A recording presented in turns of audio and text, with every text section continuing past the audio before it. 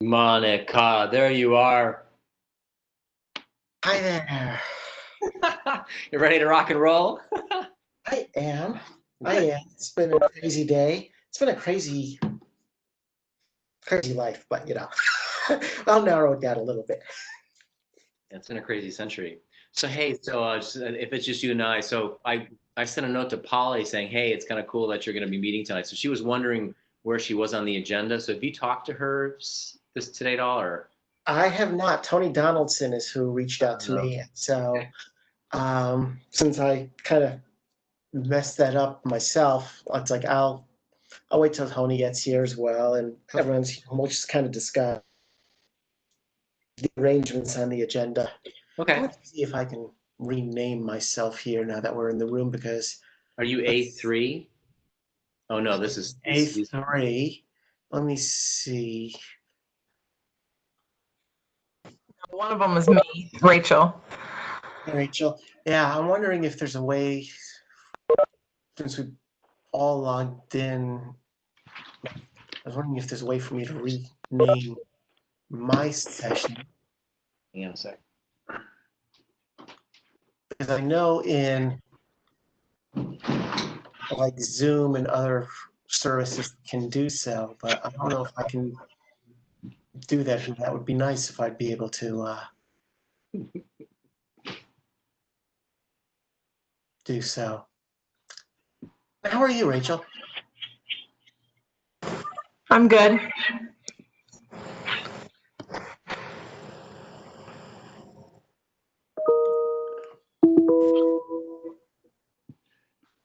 Yeah, this is a funny view. Shit, I see it the wrong way. And recording is in progress this time.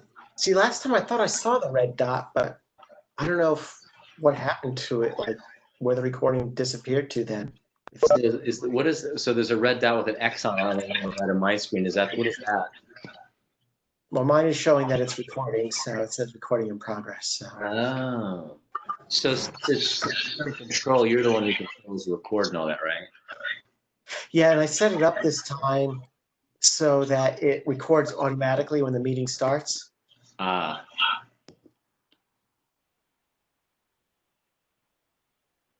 Hello, this is David Bardeen. Calling in on the phone.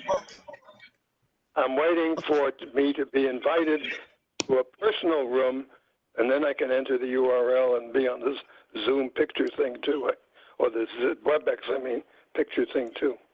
Invited to a personal room? I've signed up both ways. Talking with you on the phone, just fine. But then on the meeting number or URL, it says, if you are invited to a personal room, you can enter the URL, company.webex.com, username David Jonas Bardeen. And I think somebody there has to do something if you want to see my beautiful picture. I want to avoid it. I don't know. You don't have private rooms set up, Monica, so he won't. I don't know. You need the capability on your computer to have the video. Other than that, I don't think there's anything we can do. Okay, and let's see. And Rachel, you should have full host privileges as well, right? It looks that way. Well, let me see. He says you got presenter. I'm going to change you to host. If I change you to host, that means that might deprecate me, which is okay. I'll let you be the person who had all the control. One less thing for me to. Yeah, it says if I assign this host role to another participant, first of all, you want to sign. Yeah, okay, so. Okay, now it says I. Yeah. Okay. And my privileges is, so I don't have any privileges. So make me a presenter, please. Okay, let me figure that out. Like up top, it's like there's a menu bar. It says, and then you got participants, and then you change role or assign privileges. One or the other. It doesn't give me the ability to assign privileges. Okay, I think you can do change role too.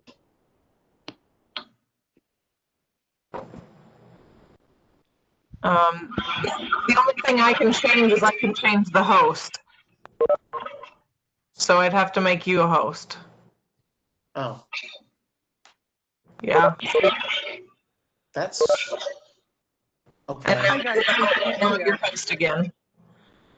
Can you hear me?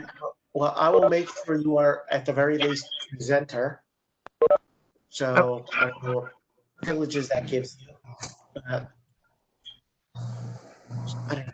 We'll have to sort of figure this out. In the meantime, Hi, good evening. This is Holly Donaldson. I've joined the meeting. hi Polly, welcome. Thank you for joining Thank us. you. Great to be back again.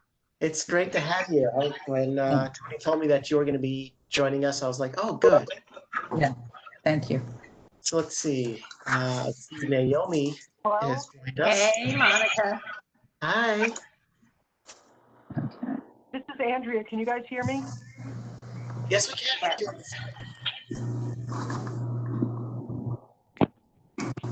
Let's see. We got Dale, Andrea, David, myself. Somebody has to unmute me.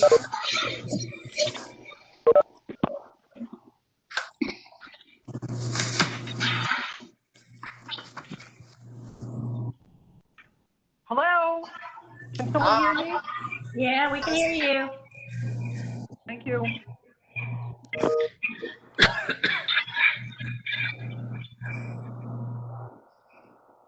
Hold on. Let's see.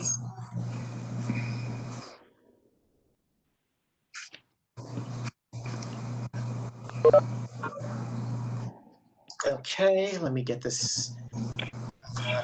I can't find the agenda, so let me just get the info.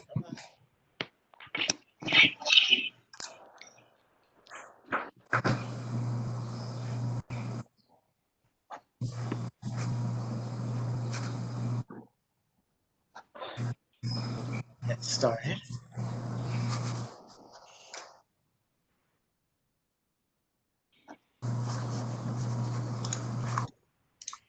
Do we have Leah tonight? Oh, she's looking for the agenda.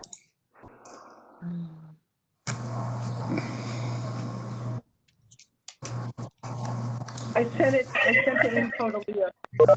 Okay, great.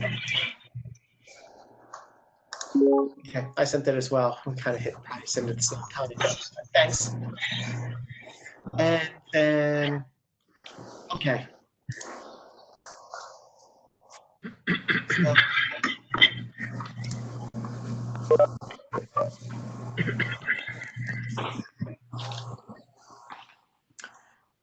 So I think we have everyone. Let me just check. Did Tony Donaldson call in yet?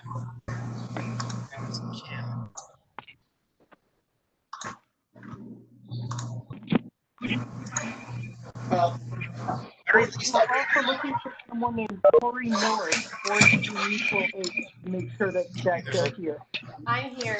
Corey Miller's here. okay. Thanks. Checking. There's a lot of background noise. I'm going to see if I can figure out how to mute folks who are not speaking. It's too big. That's the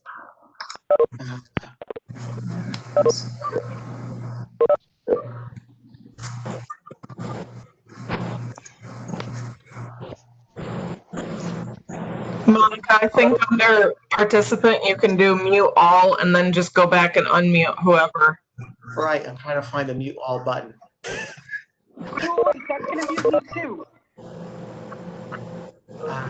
There we go. Mute all.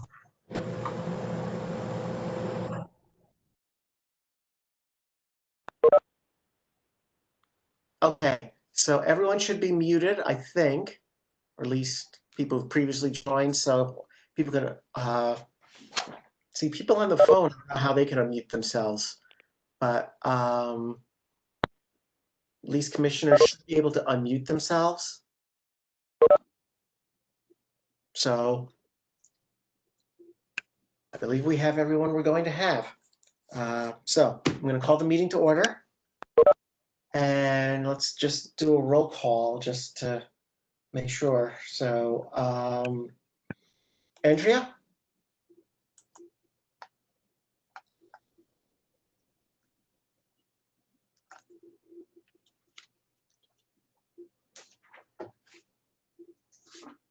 Did we lose Andrea?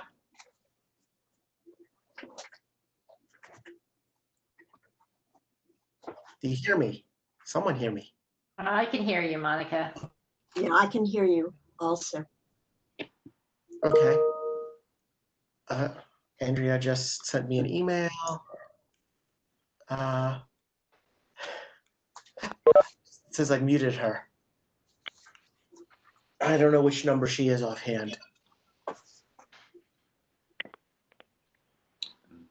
Okay, I'm going to unmute the phone numbers. Andrea, can you, did I unmute you now? Yeah, I'm speaking. Can you hear me? Yes. Okay. Okay, thank you. So yeah, Andrea, I heard Naomi. Yes, Naomi Ruttenberg, 3F03. And Andrea. Oh my God, is Leah here? Yes. Leah's Okay. there. The agenda is on the website. Yep. And Andrea, introduce yourself, please. Andrew Molide, 3F05, Commission Secretary. Leah.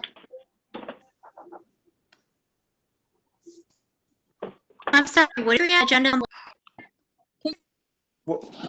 Since I went to We're doing I roll literally call right now. to every single page of the website and I literally couldn't. It's on the front page, Leah.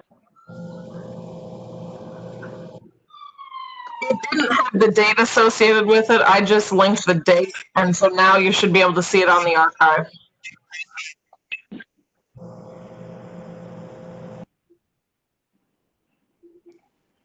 Okay, can we get through the roll call, please? So we did Andrea, Leo, Leah.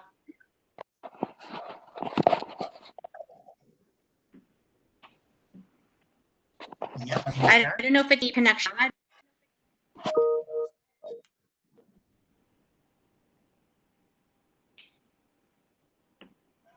Okay, I just got a message from someone. The agenda seems to have disappeared off the website. Let me see. It was there before. What happened? Why did somebody move it? It was there before. Rachel, you just did something? The agenda is on the archives page because the meeting has already started, so it can't be on the front page because it's after 7:30. That's what happened. It's just the way the website is set up. It's already showing July. That's what happened. Okay. Okay. David Christille here, 3F01. Thank you, David. Anytime. Can I get through the roll call? Leah, are you there?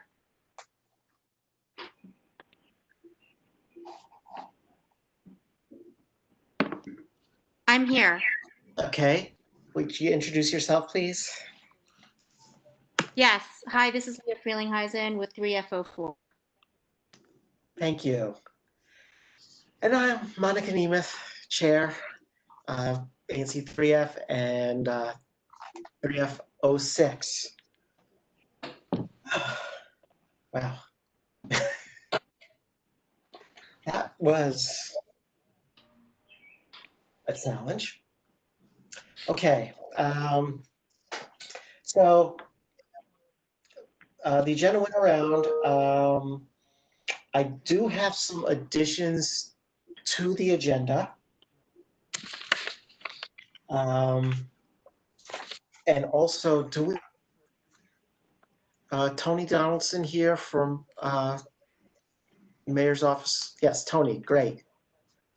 Let me unmute you, Tony. Tony, were you able to get a hold of someone from DPW? We're trying to figure out now if Director Governor can join. He'll be able to send an update for the commission to review. Okay, you're breaking up a little bit, but it sounded like you're saying that the director is not able to join us. Yeah, it's not confirmed at this time. Okay. Okay. Thank you. Thank you for answering that question. That simplifies then what I was going to do. So one thing which I inadvertently left off the agenda, which a request had come in, we do have Holly Donaldson here who's going to be doing a presentation on the mayor's budget. And since Director Gelbert is not able to join us tonight, for item 6, we're going to strike the update on the days in, but we're going to have Director Donaldson speak on the mayor's budget during that time instead. So that's the first change. And then at the end of last week, I had received an email from Bread First, and they're requesting a liquor license. They're applying for a Class A license, and I've invited them to tonight's meeting. And so I'd like to add them to the agenda. I would say right after Burger King. So we would make Bread First item number in the amended agenda. And then, Andrea, you had this emergency grant request that you had sent the email about. Yeah, so we have Corey. I'd like to add Corey Miller from Ward 3 Mutual Aid to talk to us about the agency, and also to give us some information about some emergency legislation that would allow us to give them a grant if we chose to do a grant out of cycle. Okay, where do you think that we should put that on the agenda? Like after Bread First, or? Sure. Okay.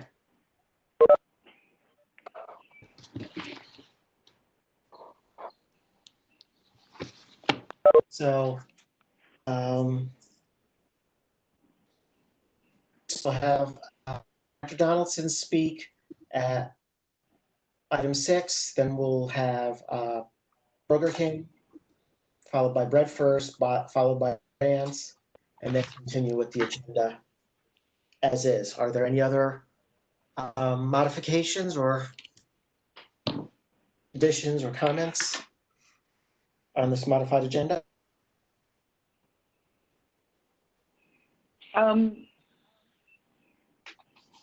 Isn't there a resolution from Streets and Sidewalks?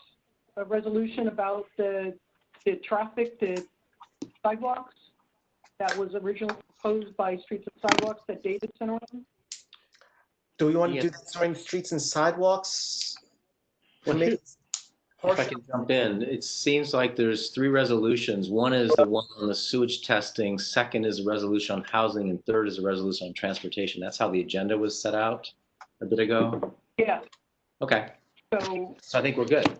But that's not here. I don't see a resolution on transport on the agenda itself, but we do have. Yeah, so I'm gonna propose that we add an item after the other 2 resolutions.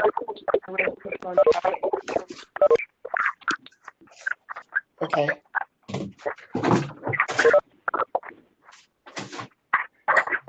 Go ahead and mute all. Everyone please mute themselves if they're not speaking. Please.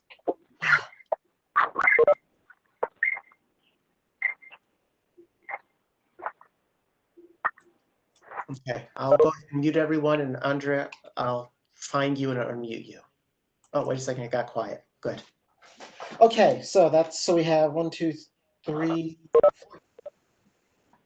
Any Further comments? Okay, do we have a motion to approve this evening's agenda? I move that we approve the amended agenda. A second. All in favor? Aye. Abstentions? Okay, thank you. Andrew, can you email Monica your phone number so she can unmute you and then mute everybody else?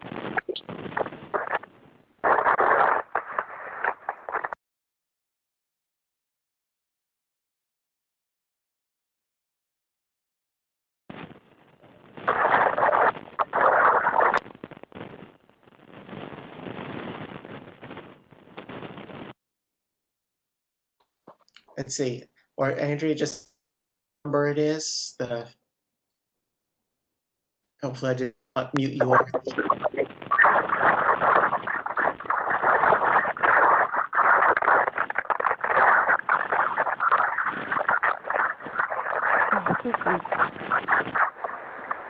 Yeah, which phone number are you at, Andrea?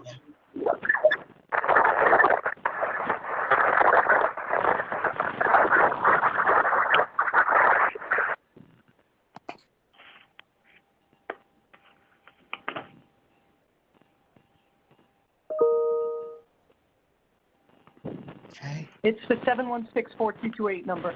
thank you.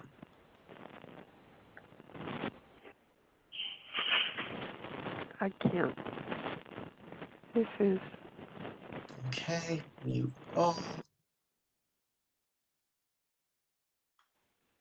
Okay, good. Got me? Gotcha. Got me? Thanks. Yep. WebEx kicked me out twice. That's why I'm calling in, by the way. Oh, okay. Odd. Okay, commissioner updates and announcements. Well, why don't we start? Andrea.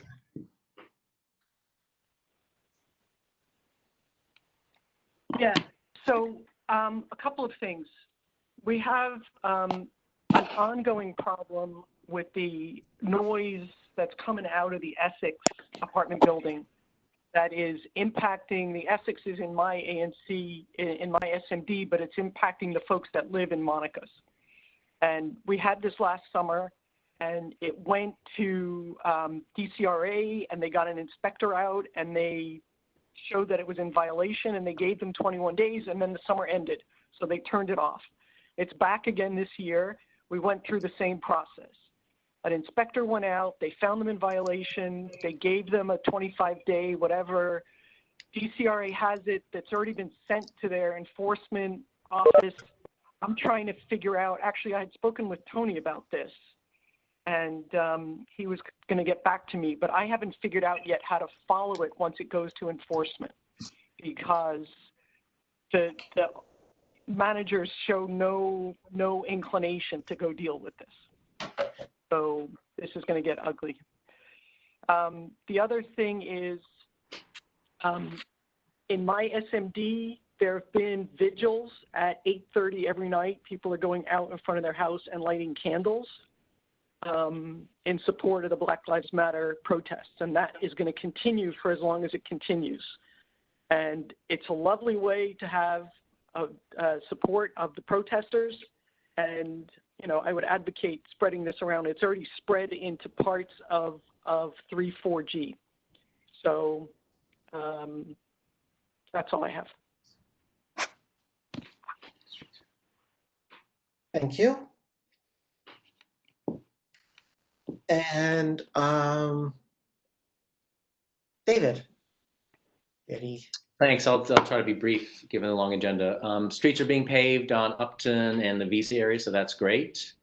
Construction starting again on the Hearst Park. I know they've been leveling the field on the north end, so that's also very good. Speaking of the vigils, I know there were folks from us at Tilden Gardens and the Broadmoor that were out 4, 5, 6 nights, and so that's good. So the more we can kind of keep this moving up, that's important, and certainly talking about the budget later on. That's another part of this kind of making this place better. So looking forward to that. And that's it. Thanks. Thank you. And Naomi? Nothing for me. Leah? Nothing from me as well. Thank you. And so a couple of things. So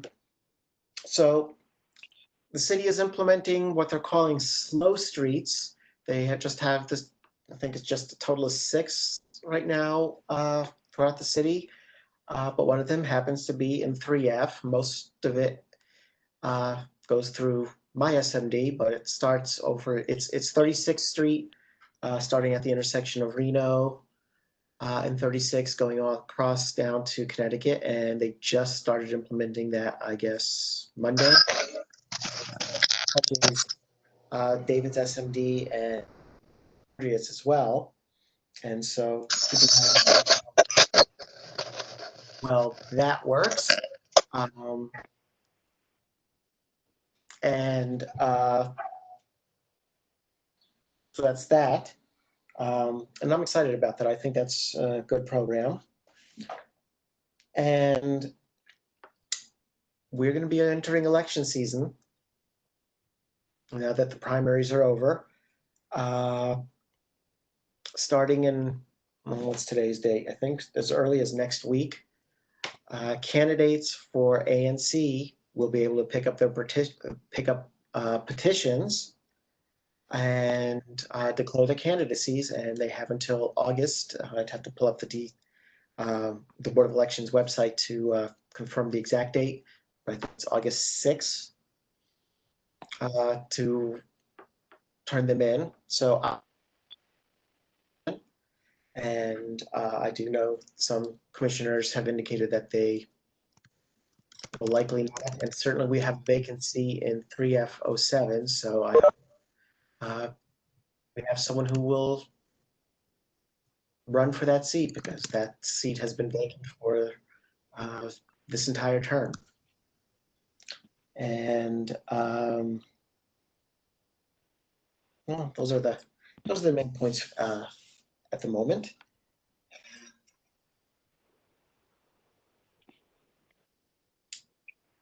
So, committees. Parks and Trails.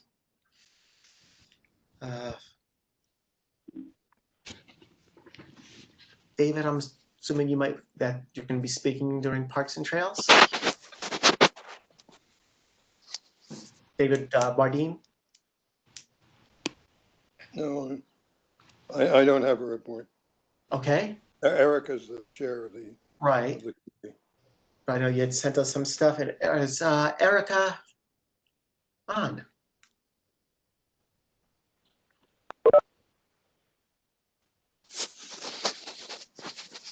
Okay.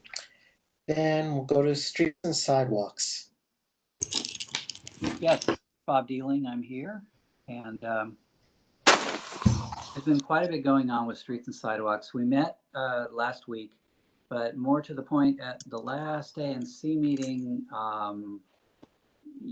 the commission, asked me to take a look at some suggestions that came from a survey Forest Hills Connection had done about potential sidewalk extensions and such. And I did a little report that I sent to all of you, and we followed up with DDOT on some of those suggestions. So far, we don't seem to see any activity on that, but there have been several sort of overlapping mayors' initiatives. Of course, Commissioner Nemeth mentioned the slow streets, which was the last of 3, actually. We started with the sidewalk extensions idea a month and a half ago. Then there's something called the Streeteries movement, which is, I think, part of sidewalk extensions. Venice Main Street has been helping us get some input from local businesses on that. And now we have the slow streets, which 36th Street is the first in our ANC. So a lot of activity on streets and sidewalks. Finally, of course, I am, along with Commissioner Castile, on the Community Advisory Council of the Connecticut Avenue Study effort. And we don't have a whole lot to report yet. We hope to have some more to report soon. They're setting up a website with some information that we'll be able to disclose, I hope, fairly soon. There is a resolution, again, that will be taken up later. Streets and Sidewalks had given input on that over the last week. Glad to take questions or move along. I know you have a long agenda. Thank you. Thank you. I don't know, commissioners, any questions?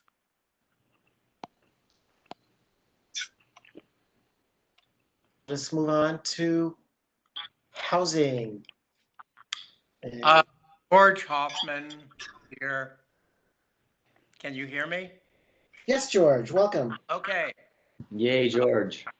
I had a very long meeting this month, and David Christille has heroically written up a resolution for the ANC, hopefully to bring before the council supporting ERAP and LRSP, rental assistance, emergency rental assistance.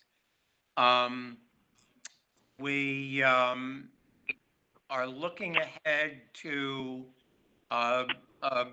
more discussion about whether rental assistance should be extended to middle income residents in ANC 3F and in the city. And we are also looking further ahead to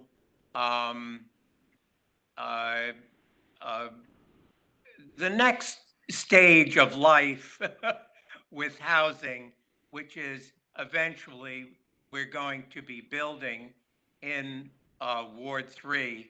And we would like to see a very big concerted effort of all the ANCs in Ward 3 working together, come forward with some good workable plans for a wide range of inclusive housing. That said, I want to just add here that I think I can speak for the committee. This is as a result of developments since our meeting. Ward 3 is going to have a representative, as you know, on the police commission. And I hope for our neighborhood's sake that ANC 3F will be vigorous in bringing forth candidates and supporting a good candidate for that very important position. That's it. Thank you so much. And grants.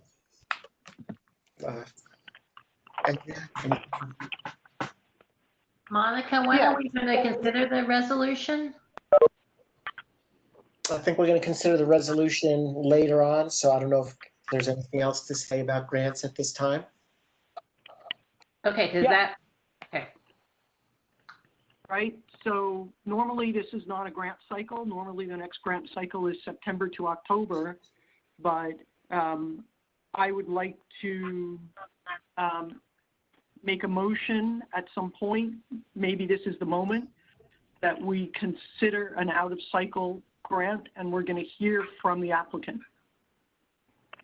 The first thing I think that we have to decide is whether we are willing to consider an out-of-cycle grant. Okay. I'm going to make a motion that we consider an out-of-cycle grant. Do I hear a second? Yes, I second it. All in favor? Aye. Aye. Opposed? Abstentions? Sounds like that was all in favor. So we will consider a cycle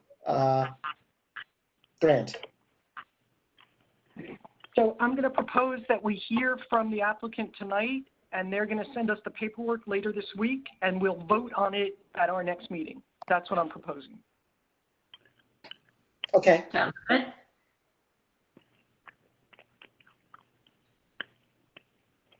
Works for me, and so we'll hear from them towards the end, later down. Okay.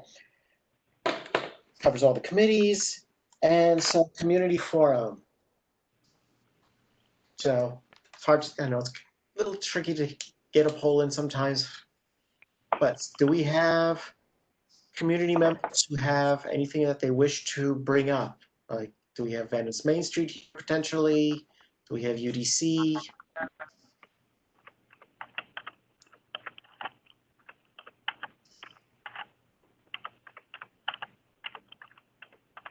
Do you have them muted, Monica?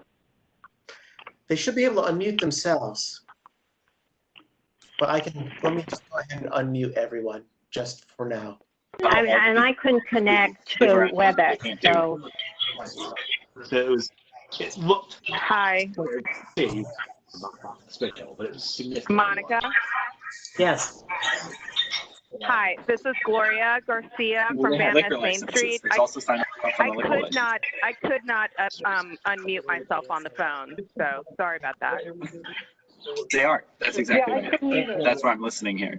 There was a big discussion just now about how noisy the building literally right next door to us apparently is. Never heard any. Okay, everyone needs to mute themselves who is not speaking. Bring this to DCRA, and they're concerned about the not people who live there. Who is speaking? We don't know who's speaking.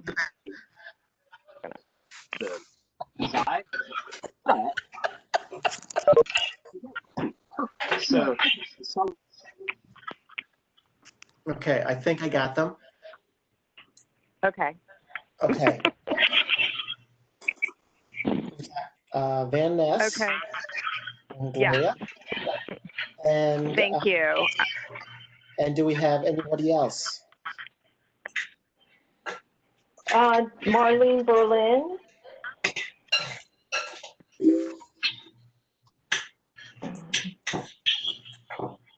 Marlene? Yes. And anybody else?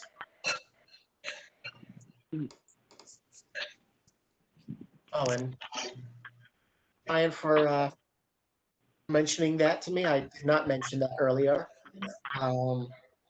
Ryan Keefe put in the chat when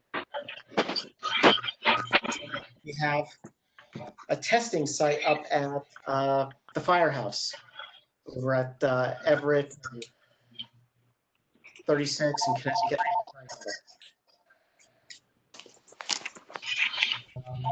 Monday, Tuesday, and Wednesday from 4 to 8 p.m.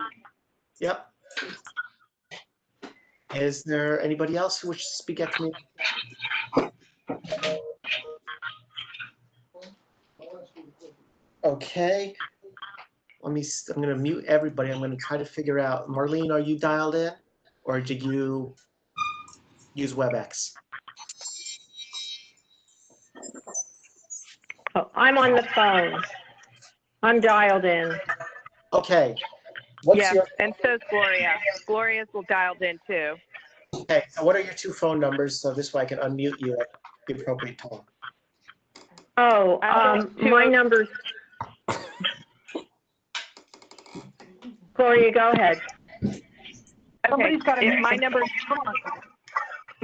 is 202-421-7825. Marlene? Yeah, 202-362-8866.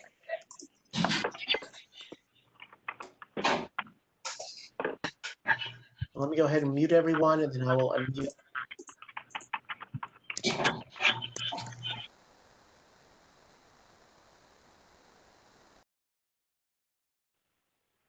Okay.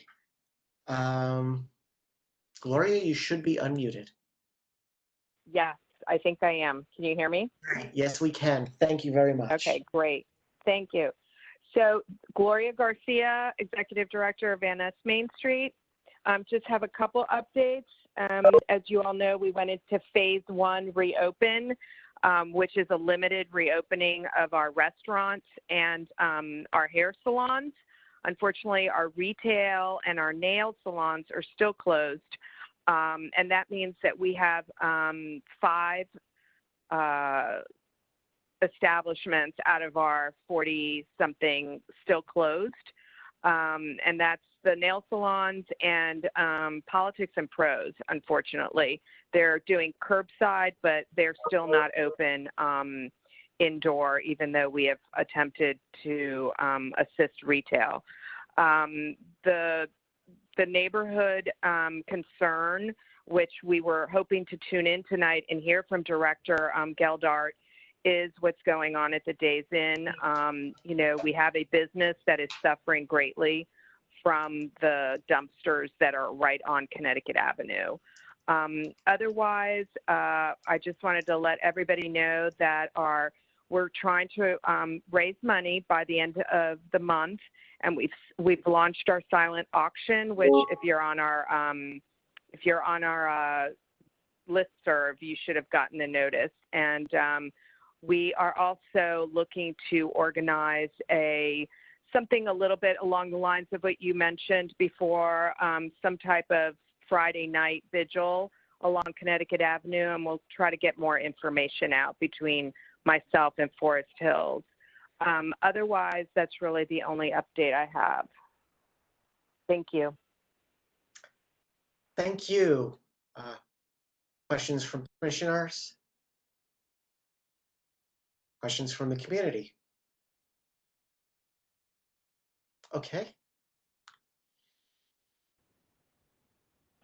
Marlene, you should be unmuted. You hear me? We do. Okay. I just wanted to comment on your website. It is really crucial for getting information out to people about what you're doing, which I think is the work that you do is really important, that the website be kept up to date. There hasn't been, so I don't know how you're handling linking to your, are you recording the meetings on WebEx? So the April meeting was recorded due to my error. The May meeting, unfortunately, was not. This one is being recorded, and I did just manage to figure out where the April meeting was, and it was uploaded today to YouTube. So the April meeting, which had all the discussion about COVID and Days Inn, has been recorded and is going to be up on the website. Okay, but it's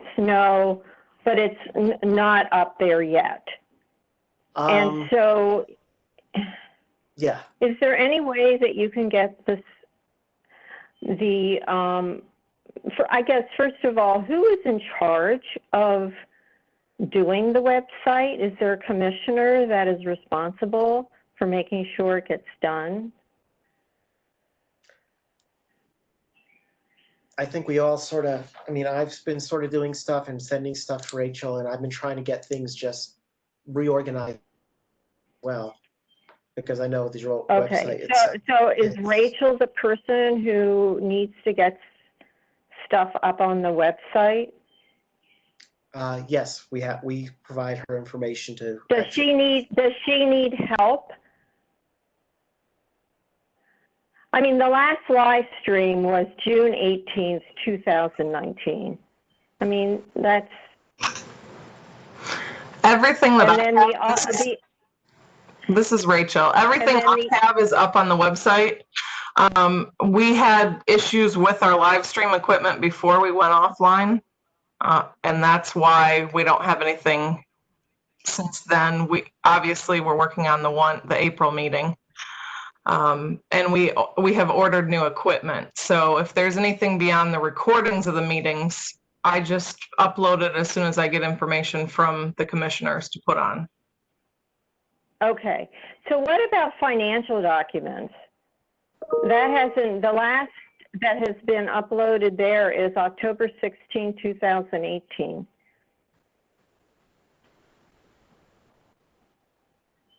And also grants is also 2018. It is really important for transparency. Agreed. For these documents to get up. Resolutions seem to be kept up to date, and so are agendas. And in the minutes, we have April 21st. So it would be great if we could get the live stream up within a week. And it used to be within days that we could get the live stream up or recordings up. And I don't understand why the financial documents are so behind, and the grants. So I'm hoping that we can see this information. Yes, I will see to it that the financials are up there. I did not realize the financials were not making it up there. That will be corrected. Nor the grants, right? Yeah. And if any letters, so the other, so settlement agreements, the last one was November 19th, 2019. I don't know if there's been any since then. Just got some, so that will be going up just now. But. Okay. All right. Well, we really love to support the work that the ANC does, but we do need the information. And, Thank you. I'm done. Thank you, Marlene. You're welcome.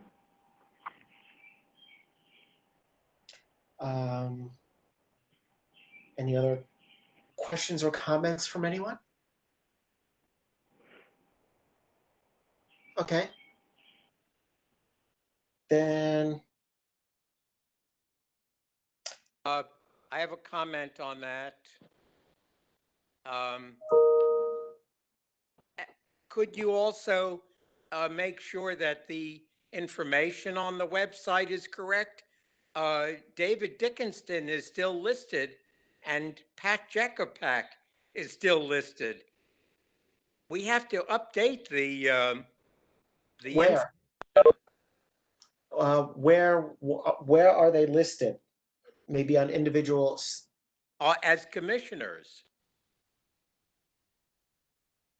The commission list is listed correctly on the commission page. So if there's somewhere else besides that, I can check, but you'd have to send me the link because everything has the current 7 commissioners and has been since David joined. Well, I'm double checking now.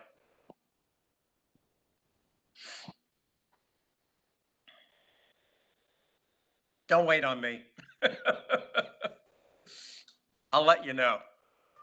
Monica, Andrea needs to be unmuted again. She'd like to speak. I guess saw that. Getting there. Sorry about that, Andrea. Okay, you're unmuted now. I apologize. Yeah. Just Marlene, you're clear that we're not live streaming anymore, right? We voted to stop that because of the expense a long time ago. Right? So there's no more live stream that's going on. We've got We to need place to change. Oh, Andrea? But we would still be doing recordings. But then we have problems. Right, I'm just using the category that is there, which is called live streaming, where, even when you weren't doing live streaming, you were posting the recording up? Right, and then the equipment flaked out. No, I understand that. But that's the reason I use the live streaming, is because that is the category under which the information is put. It has not, the category name has not changed. If you go to the archives. Yeah. It should. That's why I refer to it as live stream. That's the only reason. Okay, and Marlene, not to try to justify ourselves or anything like that, but this is something that was handled by Pat. And when Pat left, it left that void, and it's sort of been orphaned. And I certainly take your point that that is not something that should have been orphaned. We've been struggling with that. Uh-huh. Well, if you want, we can put, if you need assistance from the community to help you out on that, we can certainly put a word out for, if somebody, we can do a blurb about it in the Forest Hills Connection if you would like assistance. I think that would be really nice. All you have to do is ask. Well, if someone writes up something, we will post it, and hopefully someone will come to your assistance. Thank you. Okay. Marlene, okay. I'm wondering if you would also consider a contribution talking about the commissioners that are leaving, because there's going to be a bunch of empty seats. Sure. That need to be filled. Okay. I mean, I don't know who is willing to announce it today, but I am not running for re-election, and so 3F05 will be open. Okay. So that's important news. And anybody else wants to announce? 3F03 will also be an open seat. Okay, Anthony, 3F03, and what's yours, Andrea, again? 5. 05. Okay. And then 07 is open. 7 is okay. 06 is myself. I am running for re-election. Oh, good. And I'm not thinking that, I don't think Carolyn is going to be running either. We don't know, though. We Oh, haven't. really? Well. Okay. Well, I won't announce that until I get verification. Correct. She's struggling, and so there's a good chance she will not. But let's not get ahead of ourselves, because she has not made. Right. I will not. But I definitely can put up 303, 05, and 07. Correct? Leah, are you running again? I don't have anything to announce right now. Okay. All right. I mean, is this really urgent? No. It's not No, urgent. I mean, November's a ways. But you have, Petitions need to be picked up by June 26th. I just saw an email from Gottlieb. You start to pick them up June 26th, and you have the month of July basically to get them filed, because they have to be filed, I think, August 6th is, or August 5th, I have to look up. So you have about 5-6 weeks to get it done during. And I think they lowered the signatures that you need to 10. Correct. It's now 10 signatures. Right. And David, I'm assuming you're going to be running for re-election. Yes. 101? Yes. Okay. Okay. I got it. Okay. Thank you. Mm-hmm. So. Okay. Let's see.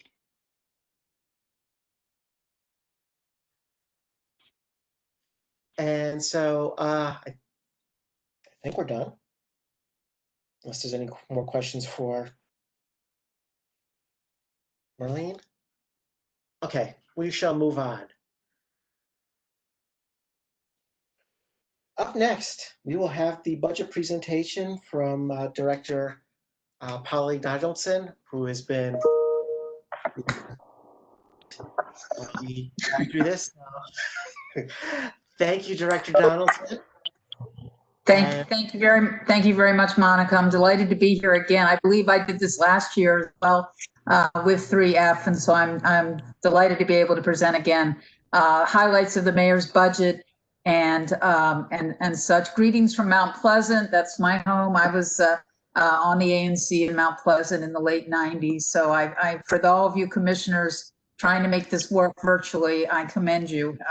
It's really, I know, challenging, but I also know the community is valuing your effort. I'm going to share a short PowerPoint if I could. So let me get that up on the screen. I think I'm able to do that. Yes. Yep. Does everyone have it? I see it. Okay, good. All right, and I'll click through.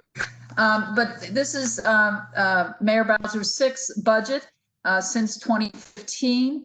And I will say that this is the process. I won't go into all the details, but in fact, there was a budget that was prepared by February that had to be totally reworked in March and April. That was in part because of the really dramatic decline in revenue, over almost $1 billion, over 750 million in revenue lost in FY20 and FY21.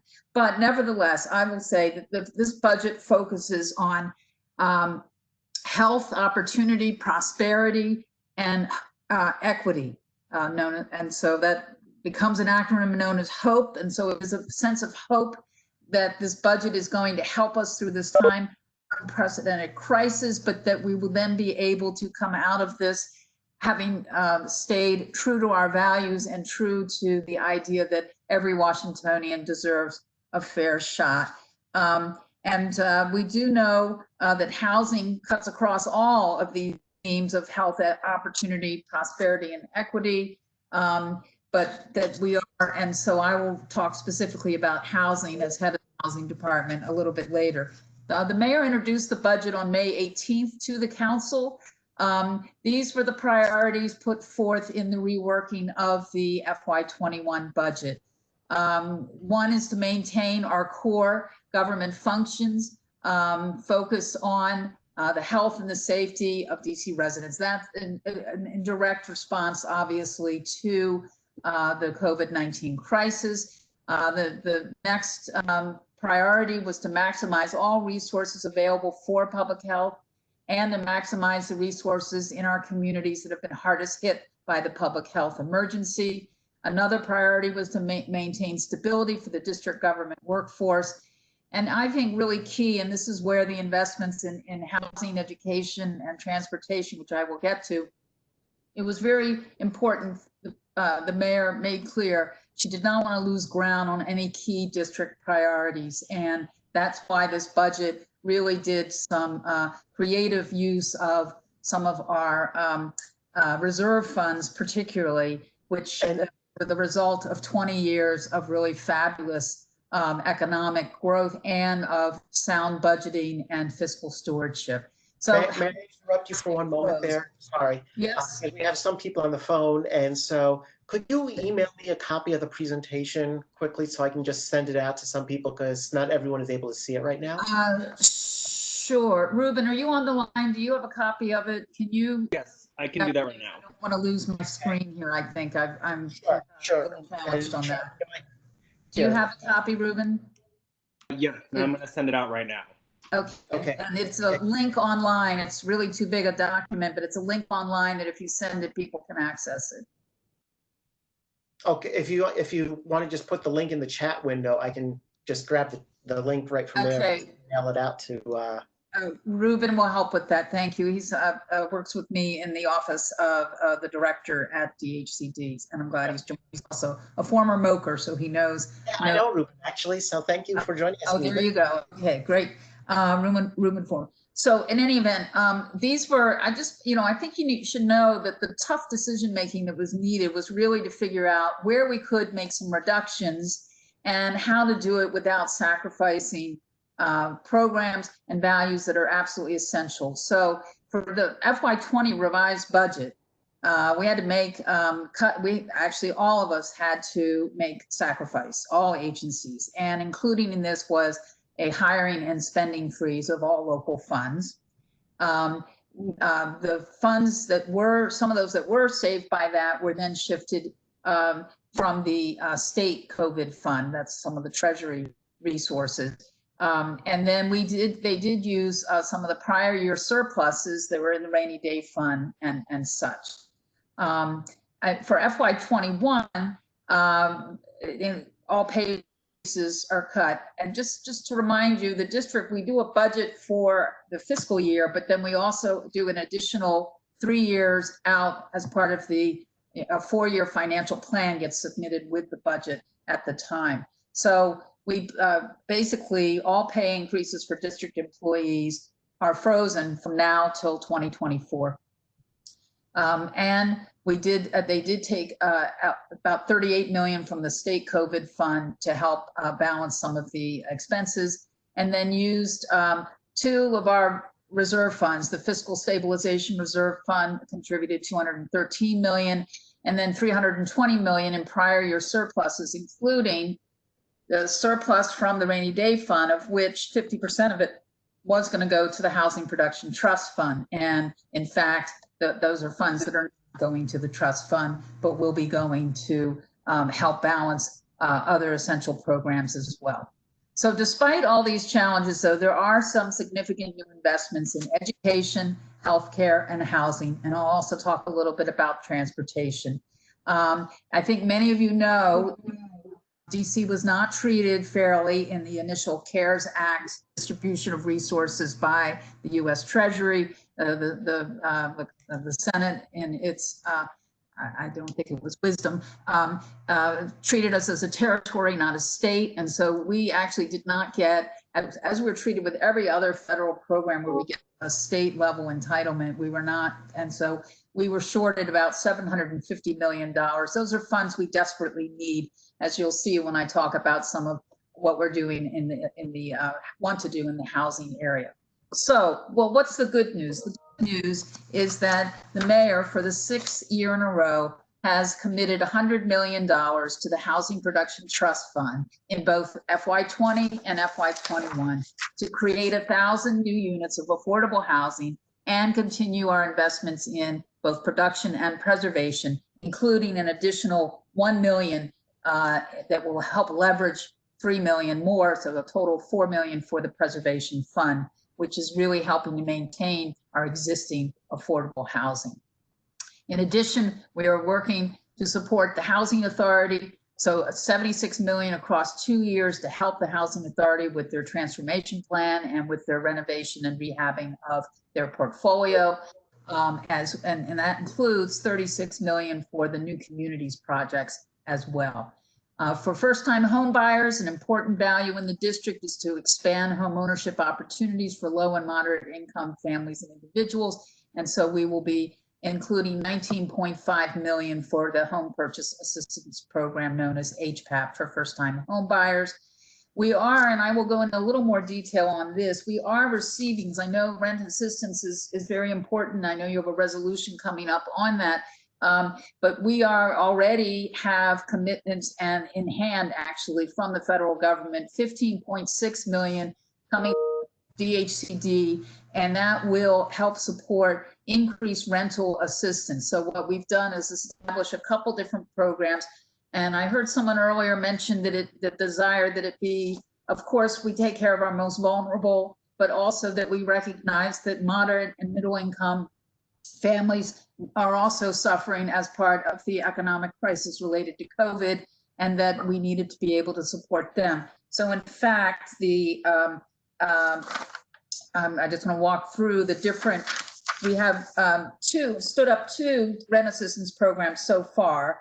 And one are, well, actually I should also share, as you know, the Department of Human Services also has, for our very lowest income families and individuals emergency rental assistance program that exists now. It still has funds. In fact, interestingly, it hasn't been drawn upon as much during the first months of the crisis as I think some April rents, some of May as well. There is now a slight uptick in the requests, and of course, we do anticipate more over the summer and into the fall. We also took some of our existing funds from HUD and created a tenant-based rental assistance program that targeted specifically tenants in small buildings where there's either naturally occurring affordable housing or where there has been some development investment by the district, and wanting to make sure that even if rents can't be paid, that the buildings survive. And so providing some rental assistance to help stabilize those buildings. We're also, and I believe will be announced this week, stepping up a more robust $7 million coronavirus housing assistance program using our Community Development Block Grant CARES Act funding from the Congress. And what that's going to do is enable us to pay up to 3 months of rent arrears for residents of the district with incomes up to 80% of the median family income. And let me give you the number that's associated for a family of 4. That's up to $90,000. So that does help some of our moderate and middle income families as well. We're also stepping up a nonprofit capacity support grant up to $2 million, $2 million being invested, but up to $50,000 for housing and community development nonprofit organizations that are addressing COVID issues and are having increased costs and revenue shortages. So we see this as a way to help buttress some of our very key nonprofit organizations providing support for district residents.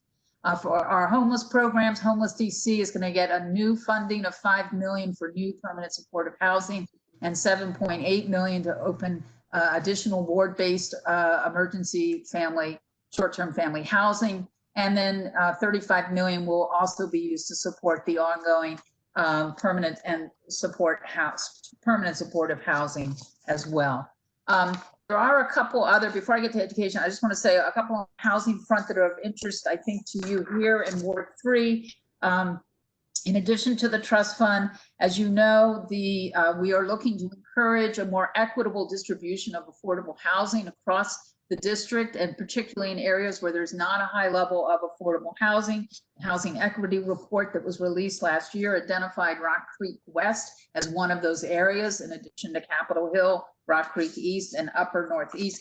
Mayor Bowser has proposed a pilot property tax abatement for projects that include up to 33% of the units affordable at 80% of MFI or below. So again, 90,000 or below, and include a 40-year affordability covenant, and that the projects need to deliver by 2025. So this is one way that we're going to look to incentivize housing development in Ward 3, but with a clear message regarding affordability and a clear covenant.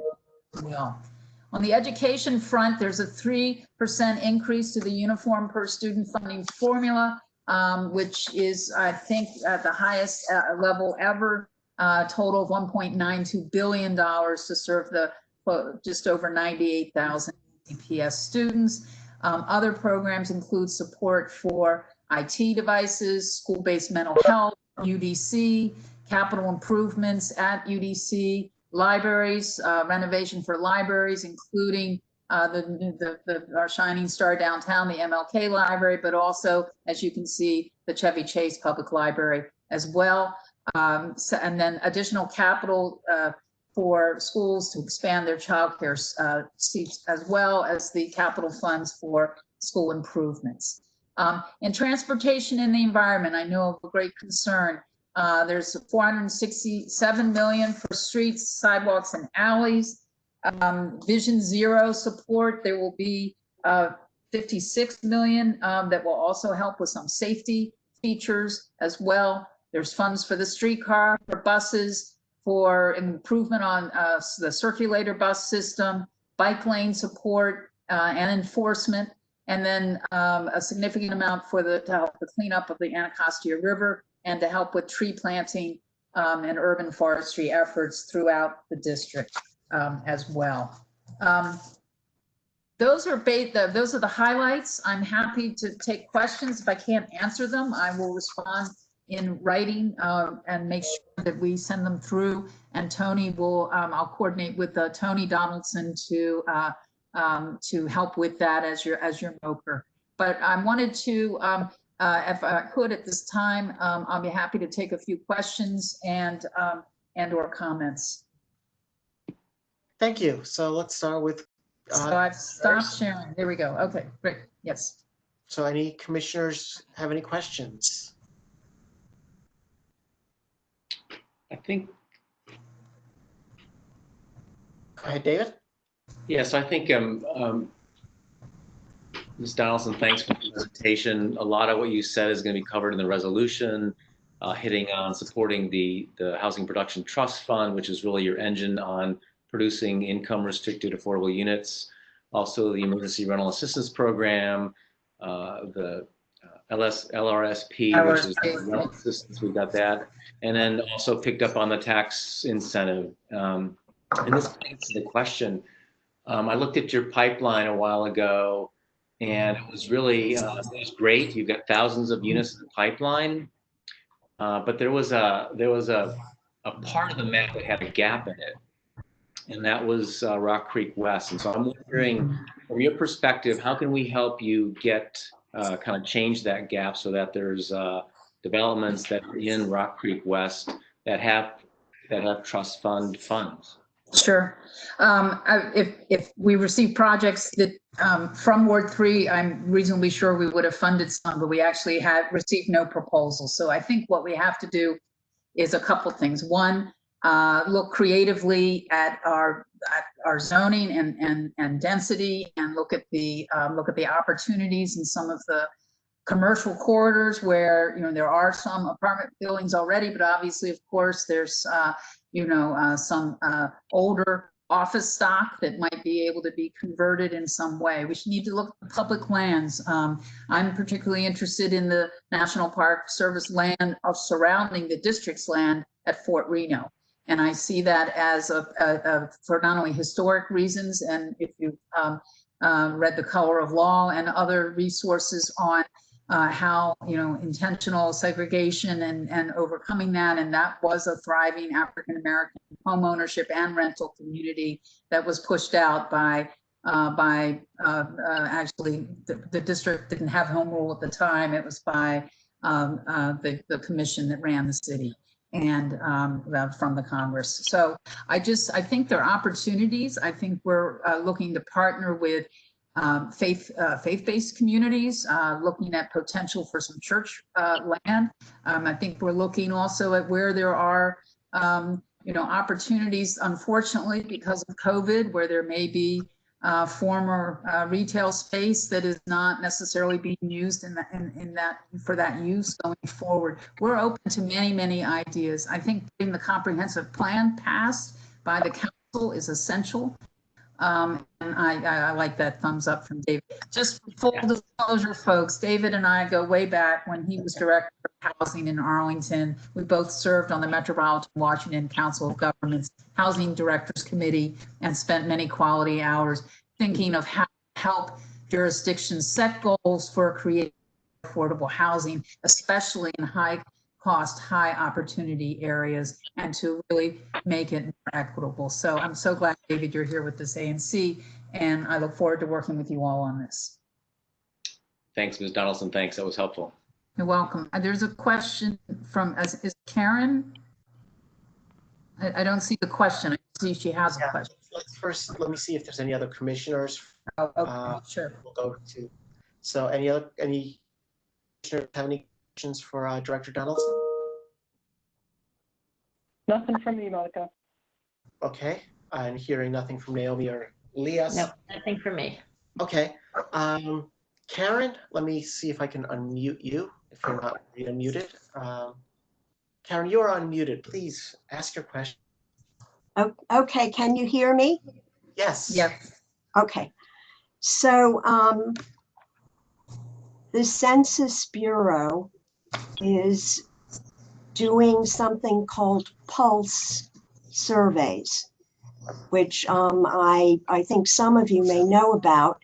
Those are surveys now in real time during the pandemic, and they're looking at various parts of the community and life in the community. One of them is housing. And they have online their survey results for May 2020. One of the things they asked in their survey, Simon, I have my cat calling very vociferously. One of the questions they asked was, how confident are you that you can pay the next month's rent? And it was broken down by income level. And then those were the lines. And then the columns had to do with not at all confident, slightly confident, those, degrees of confidence. So I tallied up the number of survey respondents for the income ranges 25,000 to 75,000, which in my mind, you might call moderate income. I don't think it's the same thing as middle income. And what I found is that 87% of those who took the survey in those income ranges, 87% felt worried about paying the next month's rent. Sure. So I know that's one of the reasons, if I could, I'm not sure if you have an actual question, because I can respond to that as to why we are prioritizing rental assistance and rental assistance across the income spectrum up to about 90,000 or so a year. And that is federally funded. That's coming through the CARES Act. And I have to tell you, that's where we're going to need additional effort and support at the federal level. And I am part of the team that actively works with HUD and the Congress, and actually with the other housing directors from other high-cost cities that are facing exactly this situation. And we are actively advocating on the Hill and where the decisions points will be. But these needs to be treated fairly, and we all need to participate in that kind of advocacy with the Hill, because it's going to take the federal supports to make that happen.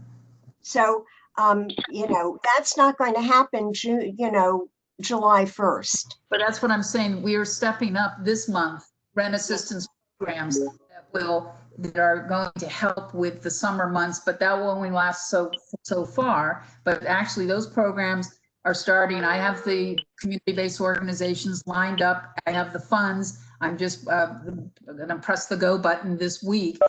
Folks can apply. In fact, many people did pay in April and May, and June is really the hot month, and that is what, but to be able to give up to 3 months of arrears, June, August, is going to make a difference and help stabilize exactly families and individuals that you were referring to in that survey. So you see, that's what I'm trying to ask about.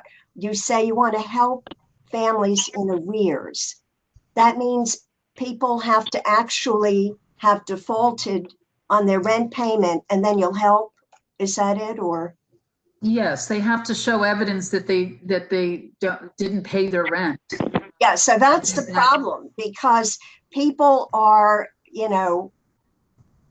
paying the rent on credit cards, going into their 401ks. I mean, they're paying because they want to pay. They're not on the verge of eviction. They don't want to get to that point.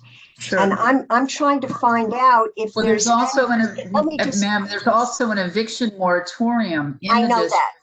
No, I know that. No, Okay, but very good. Well, I think this is don't great. I'd be want happy to continue this conversation with you offline if you would like. that'd be fine. Shall I email you? Or Absolutely. We can put my email address in the chat. Ruben can do that for me, and you can certainly email me with. I appreciate them. I just want everyone to know that we have stepped up these rent assistance programs because we know there's the need. We're planning for them, but we are going to need more resources. There's no doubt about that. And I think that I would look forward to hearing your ideas on that. Yeah, see, I just don't think people are going to go into arrears. It's a question of how you can help them prevent getting to that point. That's what I'm asking about. Karen, we understand, but we're Yes. going to have to move on. So thank you. So Thank Polly, you. can you put, or someone, Ruben, will put your email address? Sure. Absolutely. There it is. Bingo. Thank Done. you. You're welcome. Thank you. And do we have any further questions for Director Donaldson? Okay, hearing none. But please, folks, feel free to drop me an email. I'm happy to respond. If you include Ruben on it, he'll help track all the questions and such for me, and that would be helpful. So Ruben will share his address as well and all. Thank you. Thank you very much. I really appreciate the opportunity to be able to be here. Thank you. Thank you, Director Thank you so Donaldson. much for joining us. We really appreciate it. Have a great night. I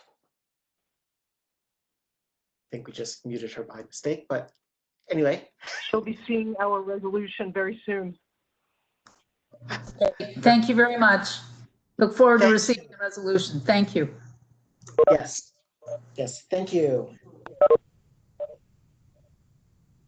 Okay, next up, we have Burger King. I see Mark James has been waiting here patiently, so I'll go ahead and unmute Mark. Welcome, Mark. Hi, good evening, Commission. Thank you for us tonight.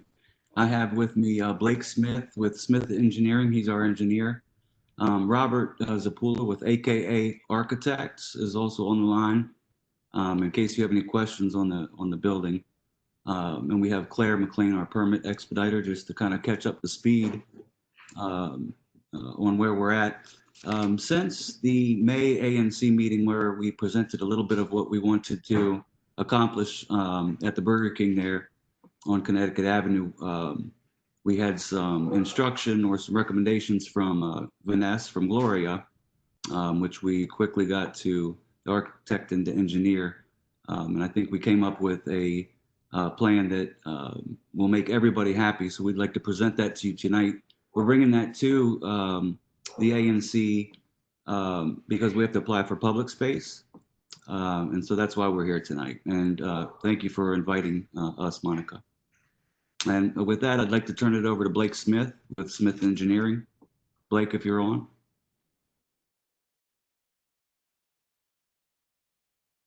Yes, I am on. Thank you, Mark. See if I can get my video working here, but thank you. And we do have a new plan. If I could share my screen here. I'm not sure if people can see the plan on the screen. I see it. Thank you. Okay, thank you. We went ahead and redid the entry area. We reorganized the ramp in such a way that we have a greened planter area here. We've also arranged it so that we have seating areas that are closer to the sidewalk to help try to engage the people who are eating, with the people who are walking by in the community. We also have, of course, the green space out here as well.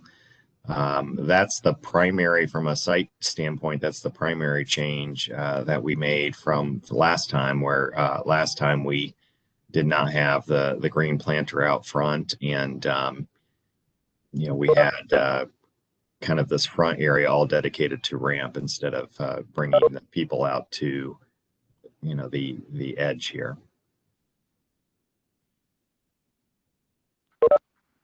Okay. Out of curiosity, do you have an artist rendering of how that might look as well, or do you just do this? We don't tonight, no. Okay.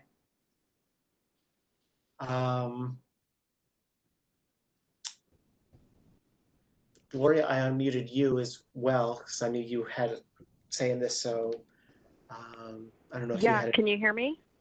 I hear you. Can you hear me? So I Great. sure do. No, I want to thank Mark and his team, and this process was great. And honestly, this drawing is even better than the recommendations that we had sent back. So thank you very much. We're very excited. Thank you, Gloria. And so, commissioners, any commissioners have any questions or comments? Yeah, what's the public space permit for? What's there now, and et cetera? Perhaps Claire can speak to that. Can you hear me? Sure do. Hello? Yes. Hi, I do permit expediting in the district, not as extensively as I do in some of the other jurisdictions, so that I had to investigate this project a little bit further. My understanding is that if we extend into the sidewalk area, it's called, I think it's called an outdoor cafe, and there is a special permit we have to obtain for that. So obviously we would love to be able to do that with the blessing of the ANC. It has to do with occupancy. So we have to have a certificate of occupancy associated with this outdoor cafe area, whereby we have to provide an occupancy load to the district so they know how many people would be the maximum accommodated in that space. I don't think it's a difficult process, but it certainly would be much easier if we had proper support. But it's just one step of the permitting process. This is going to be just an outdoor eating area, probably mostly walking through. I don't know how many people will sit there. And all of that has to be approved by the district, as you know.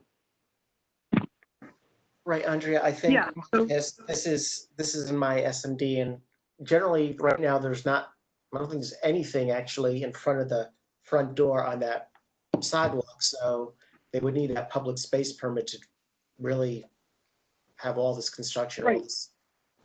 How far is it going to stick out relative to other things on that block, for instance? Blake, maybe you can answer that. I did not. I mean, I've driven by that Burger King many times. That's part of my neighborhood as well. But I don't recall what else is protruding beyond the building line there on that block. Sure. Yeah, there are some other restaurants down Connecticut Avenue. I'm afraid I don't know the name of the restaurant, but there is a restaurant a couple of stores down that does have outdoor seating. This would be similar to that. So on the west side of Connecticut or east side? Yeah, if you're looking at the building, it would be to the left. Okay, and because you have the driveway, you have the car wash, and then after that you have Bread First, which also has an outdoor. Right. That's right. That's what I was thinking about. Bread First. And so you don't. I mean, I'm eyeballing this. I mean, you don't have the Bread First on your drawing, but this probably extends about the same distance as the Bread First. Yes, I believe it does. Yeah. Okay. And the trees and things that in the tree box, is that currently planted, or is that something you'll take responsibility for? Is that just illustrative on the drawing? Yeah, out here next to the road, that is existing. So there are there are some vegetation there already. And, we would be planting this planter box in through here. Okay, so that's DDOT that has the responsibility for the vegetation that's out there. Yes, I believe that's the case. How big is the planter box? It's approximately 3 by 6, I believe, or 4 by 6. Hold on here. It's about 4 by 8. Great, thank you.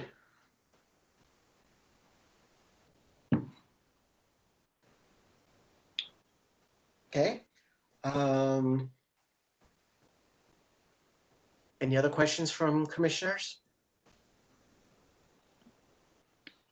Okay, so I'll go ahead and move that ANC 3F, we accept this this proposed design and support this effort by Burger King for the public space and for the renovation. Wait, what are we? I don't understand, Monica, what the motion is. Well, we've had them come back multiple times, and so I think we accept. I think this is the design that's Main Street. They haven't applied yet, correct? You've not gone to DDOT or anything, because I've not seen anything come across TOPS. We have not applied for anything yet.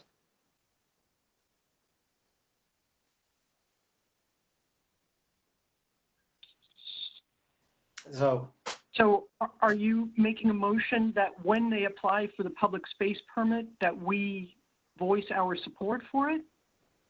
Yes. Okay, but the construction and the plans are something totally different and separate from this. There's no permit here, right? Correct. There's no permit here at this stage. So this is a motion about the public space that when they apply for it, we will support it in principle. Correct. Because we won't know the details until they apply for it.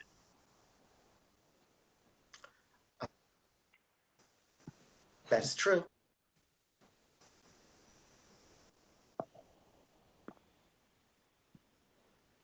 I'm not sure we should do a resolution that as much as say we appreciate these efforts. We understand within the constraints that you've come a long way, and we recognize that in the principle we're supportive, but once the application comes through, we'll take one last look and then we'll vote at it. I'm not sure we have to ask anyone to come back if it looks just like this, but okay. I don't think there's anything to vote on yet until we're asked to approve something.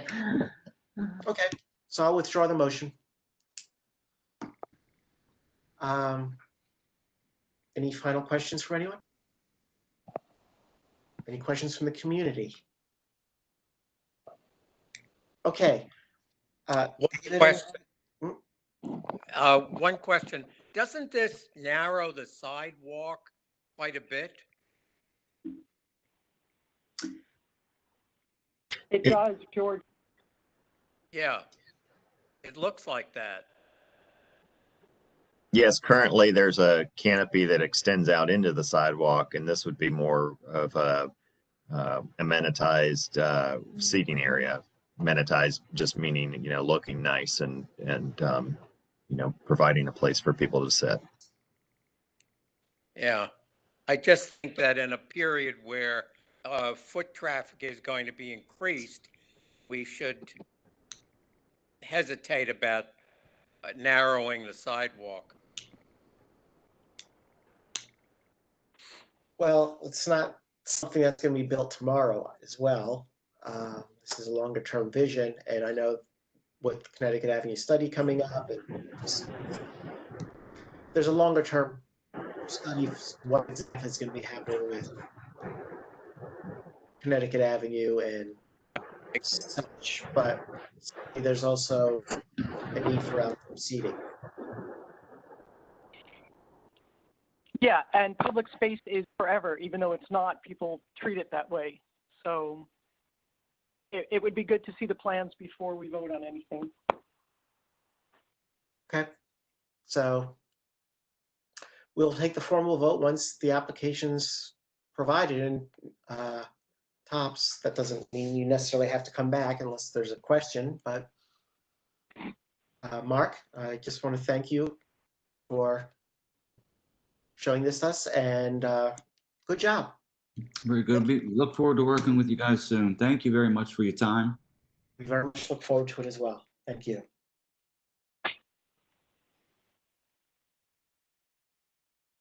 Okay. And next up will be Bread First. And I know I saw Scott in here. Welcome, Scott.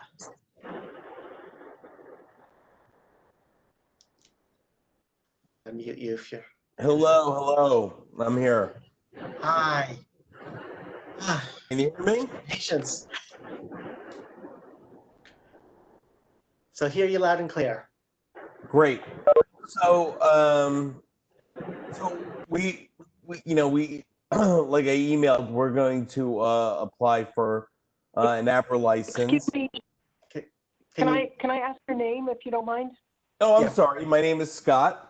I'm helping Mark here at Bread First. And Scott Auslander. And applying for a ABRA license.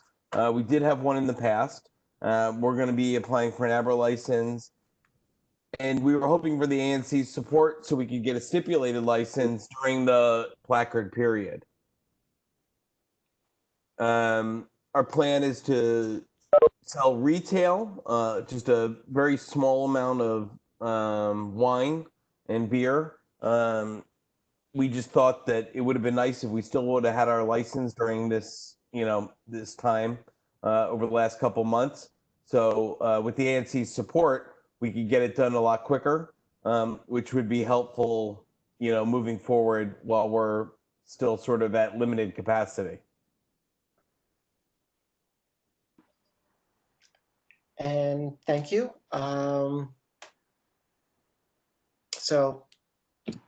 Okay, go ahead, David. Well, ask questions, David. I'll just say I received this request from Scott on Thursday, I believe it was, and I sent him the settlement agreement templates, and we discussed it on Saturday when I happened to be at Bread First. So I think personally, I like the idea of Bread First having the license.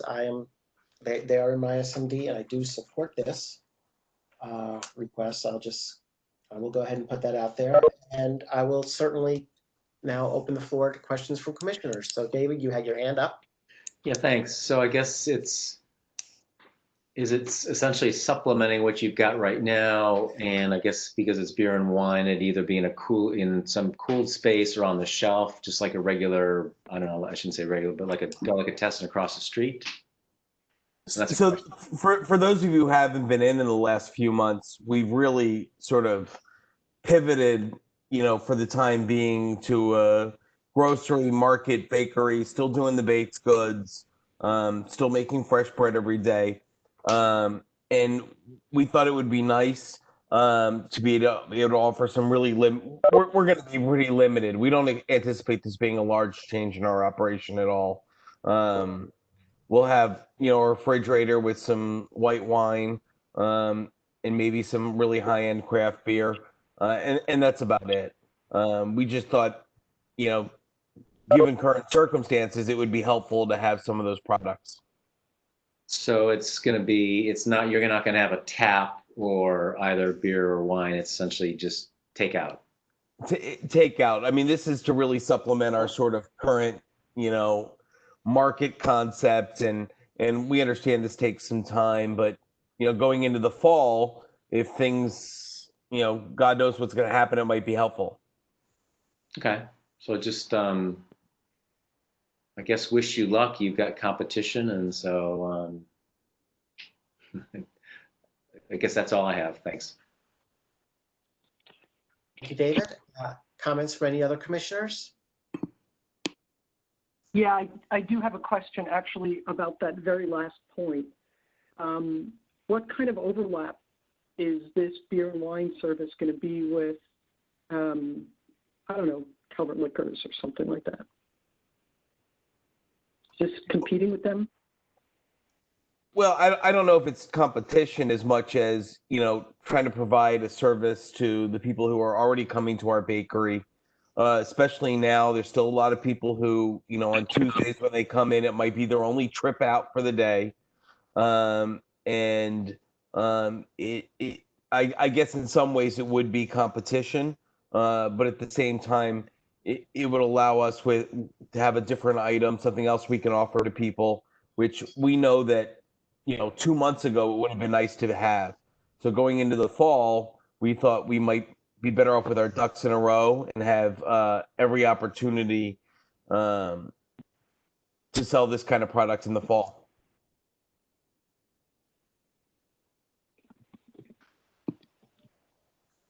Okay. Go ahead, David.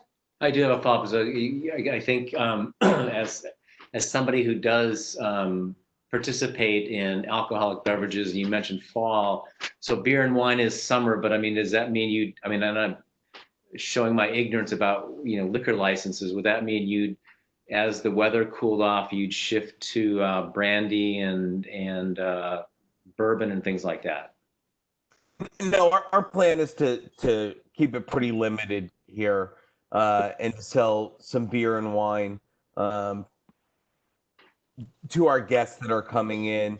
The person who grabs a cake, I thought of the person who comes in and yesterday, now that we're more of a marketing, grabs a cake and a bouquet of flowers. And I thought to myself, that customer might also get a bottle of, champagne or what wine to go with that, which would fall in the beer and wine category.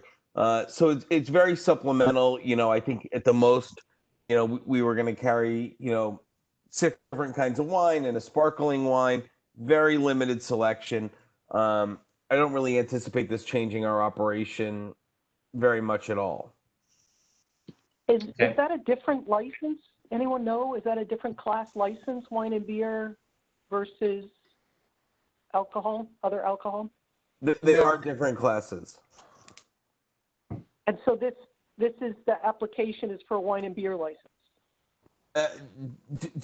We plan on selling wine and beer. I did apply for Class A, which would allow some liquor, mostly because we use liquor sometimes to bake, and it would make sense to be able to order it at a wholesale cost.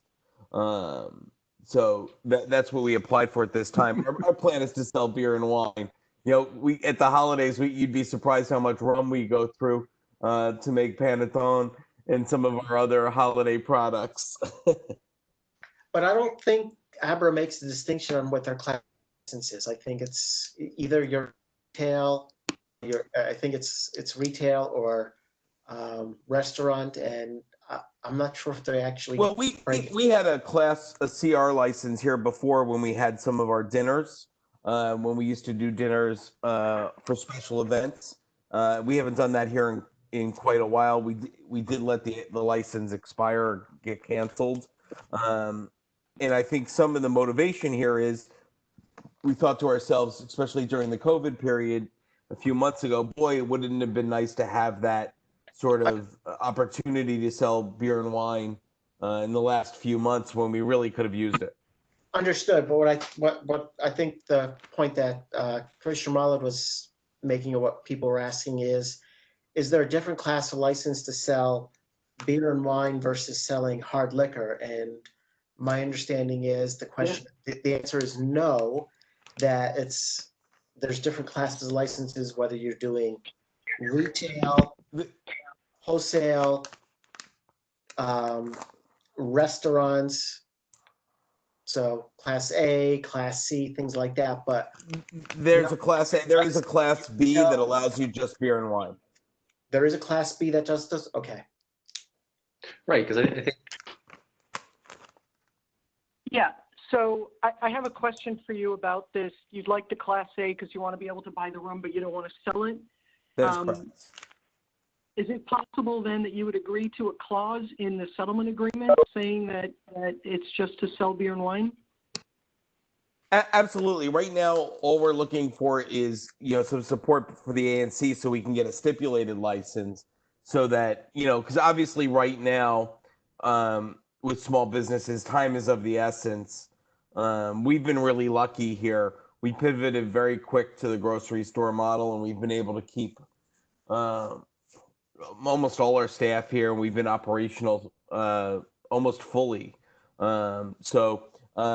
We obviously could talk about that. My inclination now was to try to get some support from the ANC just for the 45-day period so that we could get the ball rolling and we could start right away,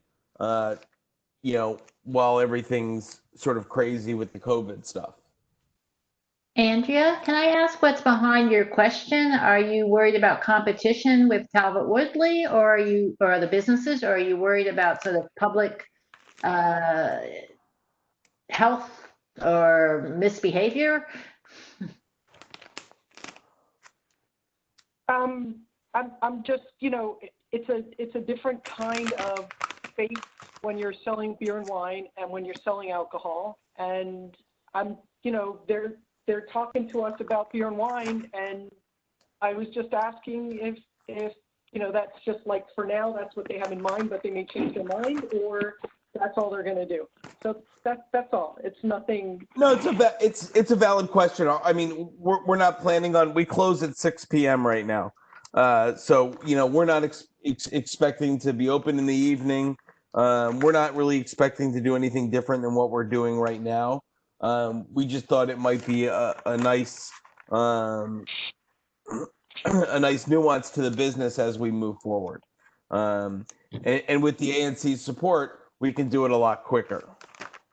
I guess I'm still just trying to understand, if you decide, there's a bunch of craft distilleries now in DC, if you decided you wanted to sell some of their products, gin or bourbon or something, would that, Andrea, would that concern you?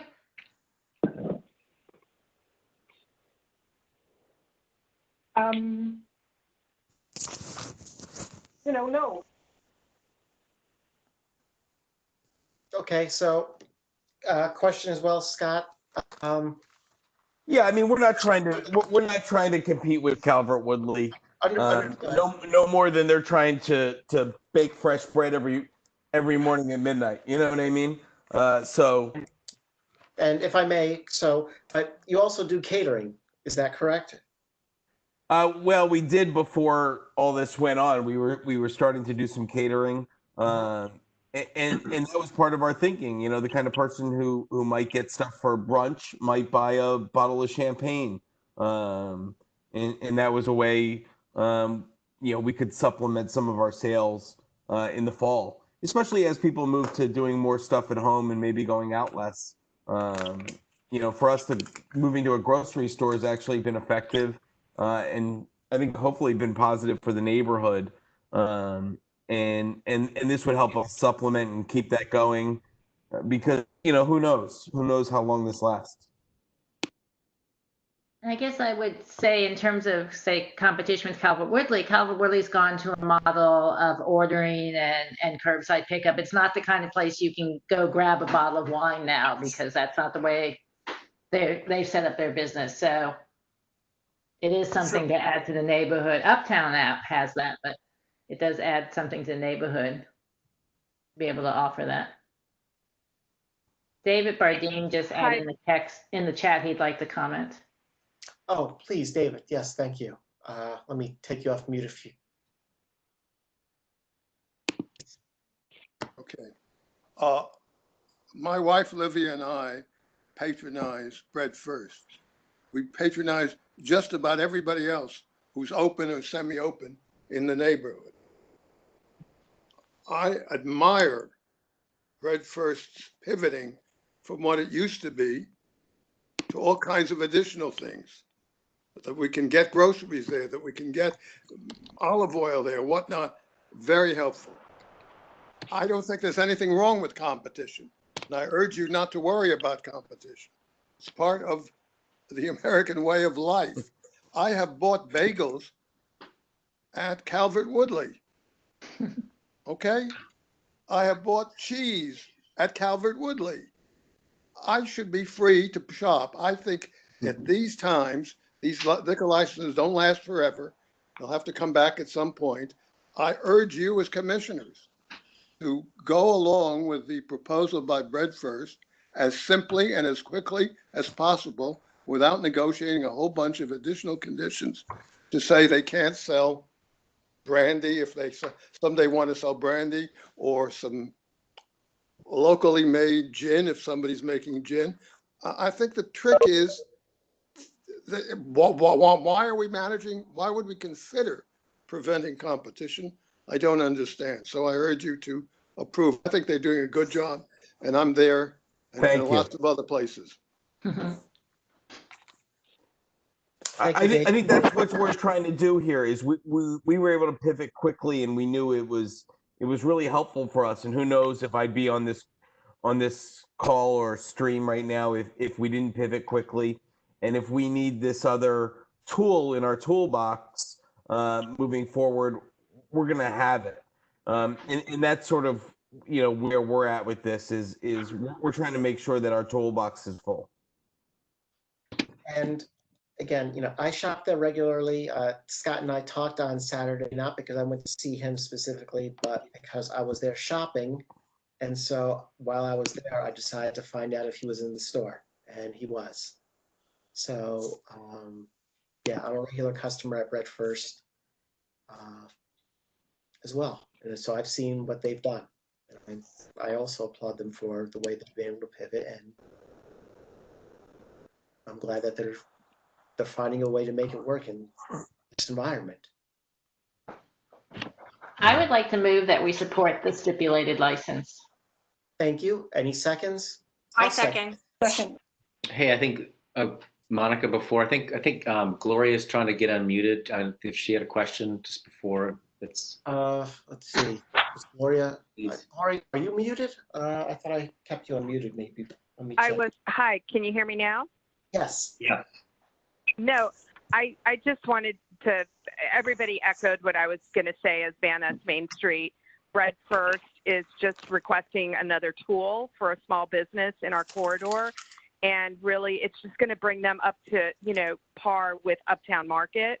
I mean, it's really not competition for CW, but as David said, we should get support all small businesses to be able to provide what the corridor wants. So thank you for supporting it, since now you are all voting already. Thank you. Yes. So we have Naomi's motion. It was seconded. So all in favor, say aye. Aye. Opposed? Abstentions? So, Thank you. So Scott, you and I have to work out the settlement agreement. Because Absolutely. I will submit the letter with the settlement agreement. So get that back to me, and we'll work out the details. I'll work on it tomorrow. Okay. And once I get that, Thank you. We'll get that submitted to Abra. Thank you very much. You're very welcome. And okay, next up is grants. Hi, this is Corey Miller from Ward 3 Mutual Aid. Thank you so much. Welcome. Thank you so much. Thank you for having me, and thank you especially to Commissioner Moab for getting us on the agenda tonight, and thank you all already for passing your motion to review the grant off cycle. So here today just to give you a preview of the grant and let you ask any questions. So I'm here today to preview the grant on behalf of Ward 3 Mutual Aid. So Ward 3 Mutual Aid is a group of volunteers that are responding to needs of Ward 3 residents during this obvious great time of need. The largest need, I'd say the need is the need for groceries and PPE for the residents. We spend roughly $2,800 a week feeding families throughout the ward. And since March 23rd. What was that number? I'm sorry, Corey. $2,800. $2,800. Yes. And since March 23rd, we've delivered groceries to over 525 families. And we've previously been funded via GoFundMe, but the funds are currently low, so we've all been reaching out to our local areas within Ward 3 to ask for funding. We've been granted funds from 3C and 3D. And so we'll be sending an application over this week to ask for funding to cover groceries, that $3,000 to cover around a week of groceries. I know there are some questions around the emergency about being able to go off cycle. So I'm glad to see that we were able to approve that. And I believe the emergency legislation passed by the ANC group allows us to use this on food and beverages, which is a concern for. So that's everything I have for me, and I'm happy to take any questions. Can I ask you a little bit about this? I had not heard about emergency legislation by the council to allow ANC grants to cover food. Is that what happened?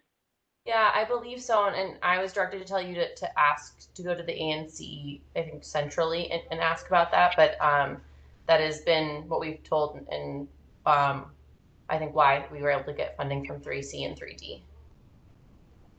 And yeah, I have to go back in my emails, but I'm pretty sure we received an email from Gottlieb with that information. Yeah, there's been a lot. So it's the office of the ANC that did it. Okay. Well, DC Council has been making all sorts of has passing all sorts It of, was partisan legislation, but Gottlieb communicated it to us. yeah. So I'd have to go back and see what passed that affects ANCs, but there's been a number of things that, like, for example, the fact that we're able to hold virtual meetings, which we weren't able to do in March until they passed emergency legislation. Yeah, here's one language. This is grants. Several restrictions have been lifted to allow ANCs to make grants anywhere in the city for the purpose of assisting in the response to the health emergency, even if they are duplicative of government services. Oh, that's great. Yep. Thanks. Thank you for sharing that. Mm-hmm. So Corey, I have a question about how many individuals or how many families is Ward 3 Mutual Aid currently providing assistance for? Yeah, so we've to date done 525. I can give you an estimate now, but then I'd like to go back and I can give you the firm numbers once I talk with the group. But we spend about $50 on a single family to $100 for families between 2 to 4. So if you average that out, that's around 75 to 100 families that we're feeding every week. And in the name Ward 3 Mutual Aid, you restrict your activities to within Ward 3. Correct. Yeah. So each ward has spun up their own group, and deliveries happen within Ward 3. Deal. Yes. So yeah, Ms. Miller. So how do people find out about you if there's a family in need of food? How do they find you? Yeah, so we've done flyering throughout the community. I think that's been the main method. We've also reached out via the listserv a couple times, but I can follow up on it if there's other methods as well. When you say listserv, meaning your listserv or Cleveland Park? Right, the broader Cleveland Park listserv, yeah. But I just wondered, we had an earlier conversation about resources on the ANC 3F website, if that's something that would help you. Yeah, I think we are happy to have additional resources and a way to get the word out, so that would be great. There is the Forest Hill, what's it called? There's a mutual assistance society here in Forest Hills. That's called something like the Forest Hills. So it's, volunteers that are helping one another. This predates COVID, with groceries, going to medical appointments, picking up prescriptions. So that would be, I can find a name for you. That would be a great place to promote this. Okay, great. Thank you. And Forest Hills Connections, I'm sure would, if they had.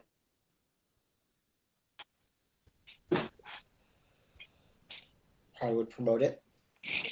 I don't think, looks like Eileen's already left us, but.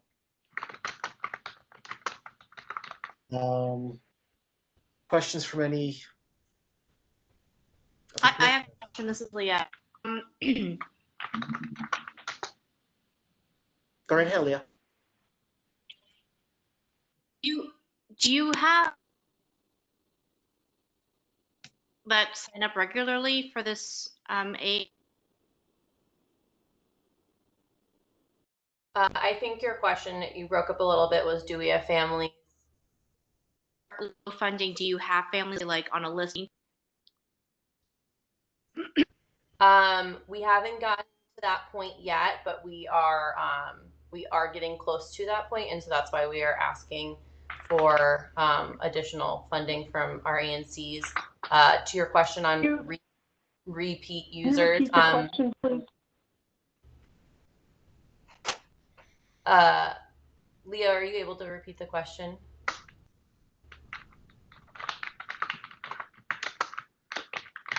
I believe the question was, are there, because it's just for whatever reason. You've been kind of cutting out and breaking up, Leah.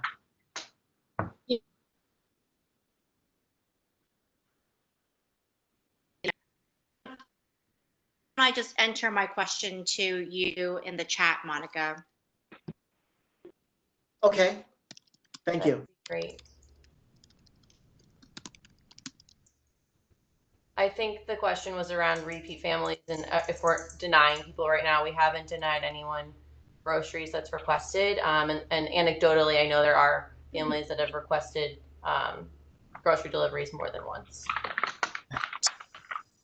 Leah was asking, are families returning for these services? So do you have? Anecdotally, yes. I can get I'll include numbers in the application, but yes, there are people that call in regularly. Thank you.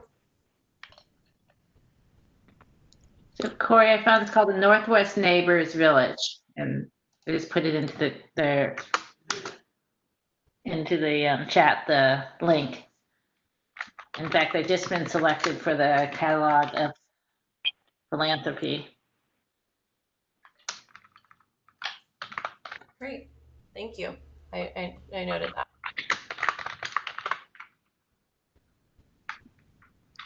Okay. Any other questions? So we aren't voting on anything today. This is a grant application that's going to come through for the next extended period, correct?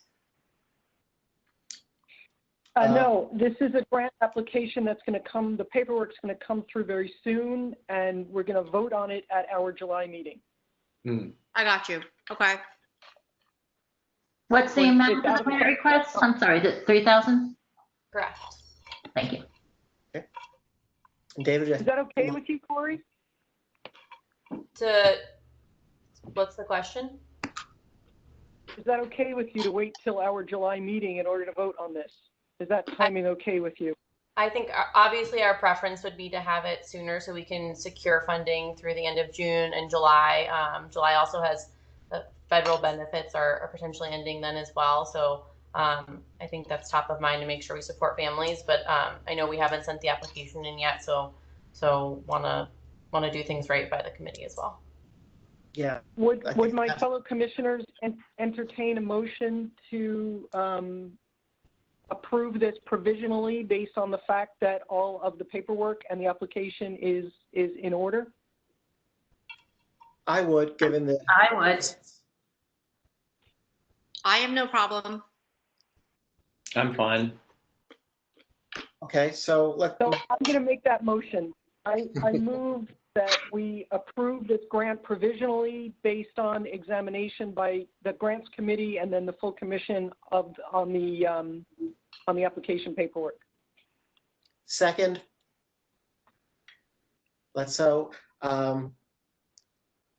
All in favor? Say aye. Aye. Opposed? Abstentions? Okay, the motion passes. Thank you all for your time. Thank you for the work you're doing. It's terrific. Corey, get that application to us as soon as you can, and we'll make sure that everything checks out. Okay. Greatly appreciate it, and you'll have that application by the end of the week at the latest. And there's some, it looks like Karen put some additional contact information in the chat. So before you log off, just look at the last couple of chats to get all that information that could be useful to you. Okay, thank you greatly for all your support. We appreciate it. You're very welcome, and thank you for all that you do. Thank you. Okay. Next up, we have resolution on sewage testing.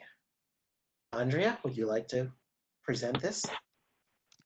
Yeah, I can tee this up, but David Bardeen is here to speak to us about this. He's sort of been the driving force behind us considering this resolution and some other ANCs as well.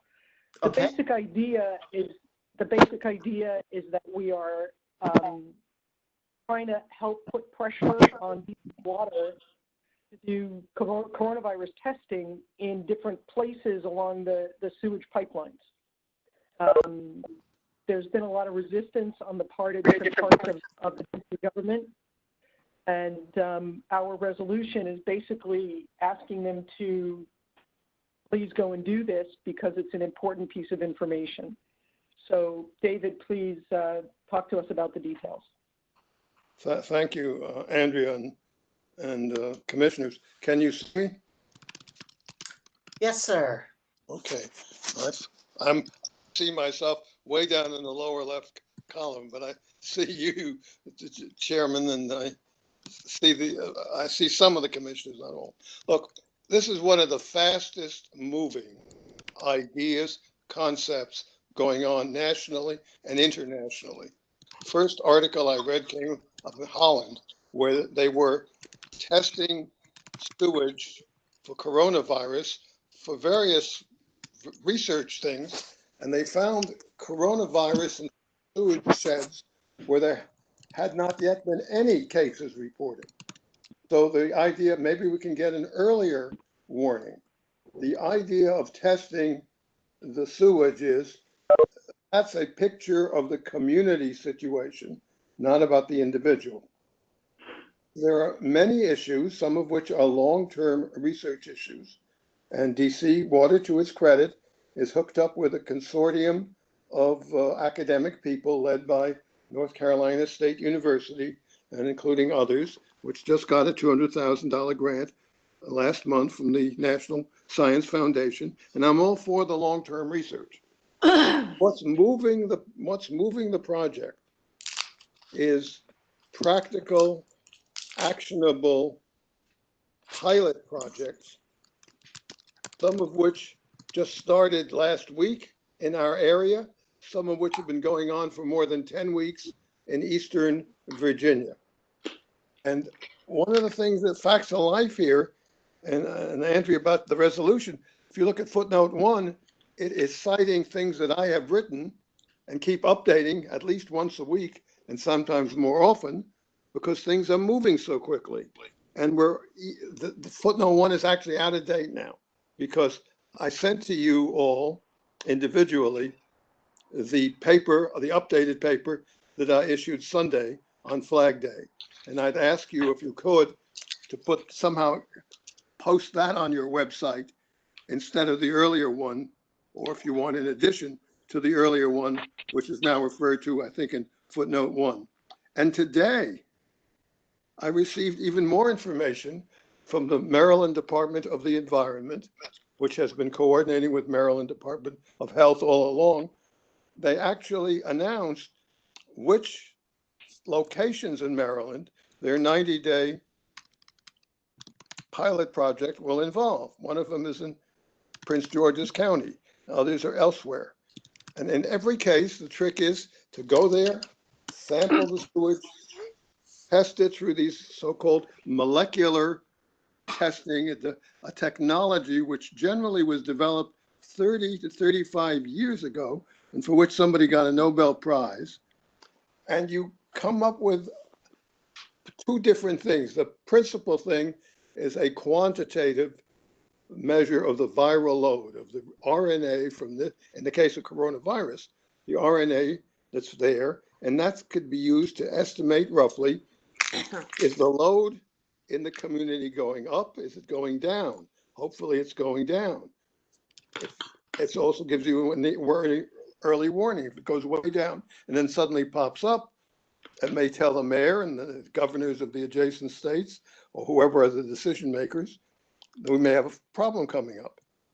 As we're reopening society and reopening the economy, a mayor or a governor who knows that he or she's going to have this kind of information has the comfort of feeling I can do some things, knowing that if things turn around the other way, I'll get advance warning, and then I may have to reinstitute some of these changes. So I sent you this afternoon 3 slides that the Maryland Department of Environment put out, and I'd ask that you add them to your, post them on your website as supporting. And I sent you, I think yesterday, maybe it was, I don't think, the version I put out on Sunday. I think DC Water, to its credit, has been slowly turning around. I mean, there was a real reluctance to move. Now there's a greater interest. But there is a problem, as the resolution that Andrea drafted suggests, of the coordination of the various parts of DC government. And it's true of DC government, and it's true of all of us, that we sometimes have trouble figuring out who's going to take which part of the lead. This has got to involve DC Water. The planning and as well as the execution has got to involve them. But it's also got to involve somebody else, either the Department of Health or the Department of Energy and Environment, or both. And I've talked to deputy directors of the two. I've talked in the Department of Health in the last week or so to somebody I didn't even know existed. We have a state epidemiologist, Dr. John Davies Cole, Davies-Cole, and he's in the Department of Health. And I learned about him from the chief of staff to the director of the department. The chief of staff is Dr. Watson, and she told me to contact him and that he could speak for him. And I learned that this function of environmental epidemiology, environmental health, used to be in the health department. And years ago, the council moved it from the health department to what's now the Department of Energy and Environment. Dr. Davies Cole thinks that was a mistake, and maybe it was, maybe it wasn't. I think that's a good thing to look in for the long run at the council level, but that's not what this resolution is about. This resolution is calling on the various departments to get their acts together. And I think that's terribly important because, frankly, the train has left the station. And at this moment, DC is not yet aboard. I think we can catch up and get aboard, but we're not aboard. Maryland has a statewide pilot project going, and they announced today it involved 4 locations. Frederick County, Maryland has a local county project, which they announced last week.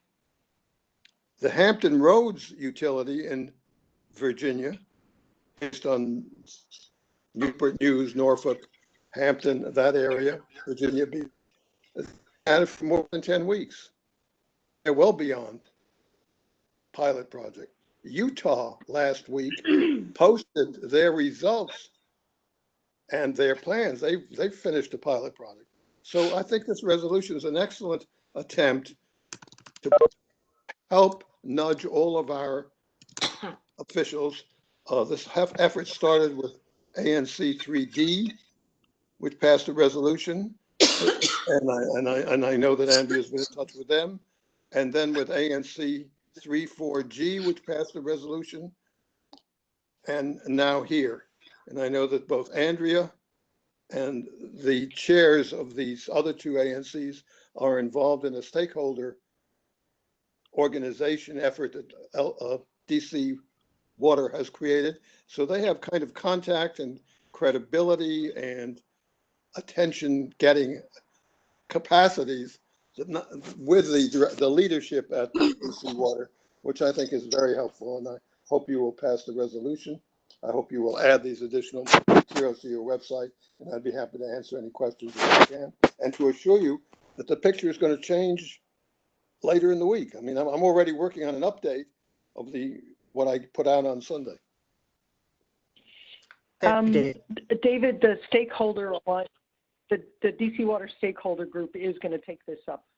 Wonderful. Probably make some kind of a resolution or proposal to DC Water Management as well. I mean, it's very helpful when the grassroots picks up on something. This is a nationally exciting idea. The National Water Research Foundation has been putting huge amounts of effort into it, as you see in my resolution, not my resolution, my update reports. And the National Academy of Science, Engineering, and Medicine has done the same. And so you're going to see that we're joining into a movement to make things work. Now, nobody claims anything's perfect. We're in a very difficult situation. And we're trying to give more tools to people who have to make tough decisions. Yeah, you know, David, can you talk to us? About this, actually, this testing of sewage. Oh gosh, sometime in April, a news report where I guess it was Holland, because I know it was something that had come out of Europe. And so I'm glad to see that we're bringing it forward here in the United States. And so thank you for all the work you've done on this, David. As always, you do bring us all sorts of wonderful, wonderful. It's a privilege. And you mentioned Europe. One of the interesting ideas they have there, which may work, is to pick 100 sentinel cities. They're thinking of they don't have to cover everything, but you cover some systems as sentinels. And the other thing I want to mention is we haven't done it with coronavirus until very recently, because we haven't had coronavirus until very recently. But this same technique and approach has been used to worry about opioids, for example. And a number of people in a number of states have been checking on the opioids in the sewage to help public health guide preventive and corrective actions vis-a-vis that kind of problem. It's not limited to coronavirus. It's any kind of pathogen, chemical product or whatnot, we could do something similar. So, David, this is Andrea. Can you tell us about these samples that were taken and frozen, and they haven't had them tested yet? That's an interesting question. It turns out that since April, DC Water has been saving samples and freezing them unprocessed. DC Water has a capacity to process, which means go put it in a centrifuge and reduce the volume, which is probably desirable. But they just frozen. They're sitting waiting, and they're going to make some of that available to their long-term research consortium, the North Carolina State University people I mentioned, and they probably would make it available and try to use it also in any pilot project. In any event, that's there and it's waiting for action. Excuse me? Would you advocate adding a clause to this resolution telling them to get that stuff tested? No, I think you've got a fine resolution, Andrea, and I think they're very conscious of it. I want to tell you that David Gaddis, G-A-D-I-S, David, like my first name, Gaddis, the general manager, was kind enough to schedule a meeting, which I attended virtually, with his whole staff, his whole senior team. And that's where I first heard about it. I didn't know anything about that. I think they're very conscious of it. I think it's the idea that you pass a resolution, the idea that you send it to all these people, the idea that you follow up with these stakeholders. That's the important thing. And to get it posted as soon as possible and sent out as soon as possible, because it's not yet on the agenda, as far as I can see, for Mayor Bowser and her team. And it's got to be lifted up higher to get it on the agenda. This is not going to be very costly to do the pilot project and the sewage thing. We're talking about thousands of dollars, not millions of dollars, and certainly not billions of dollars. But we've, you could tweak the resolution if you wanted to, but I think it's a fine resolution that you drafted. David and Andrea, first of all, thank you for bringing this to the ANC. I think it's terrific. My question is just about what you mentioned, a couple other ANCs which have considered this. Is there effort to get more ANCs? It seems like this is the kind of thing that we want, ANCs in every ward to weigh in on. Is there any sort of initiative to bring in more ANCs onto the issue? I believe there is. I mean, I talk periodically with Randy Speck, and I gather there is a monthly meeting of ANC chairs, and it's come up once, one of those monthly meetings, and I think you're going to hear more and more. But I don't know the details, and maybe that's something that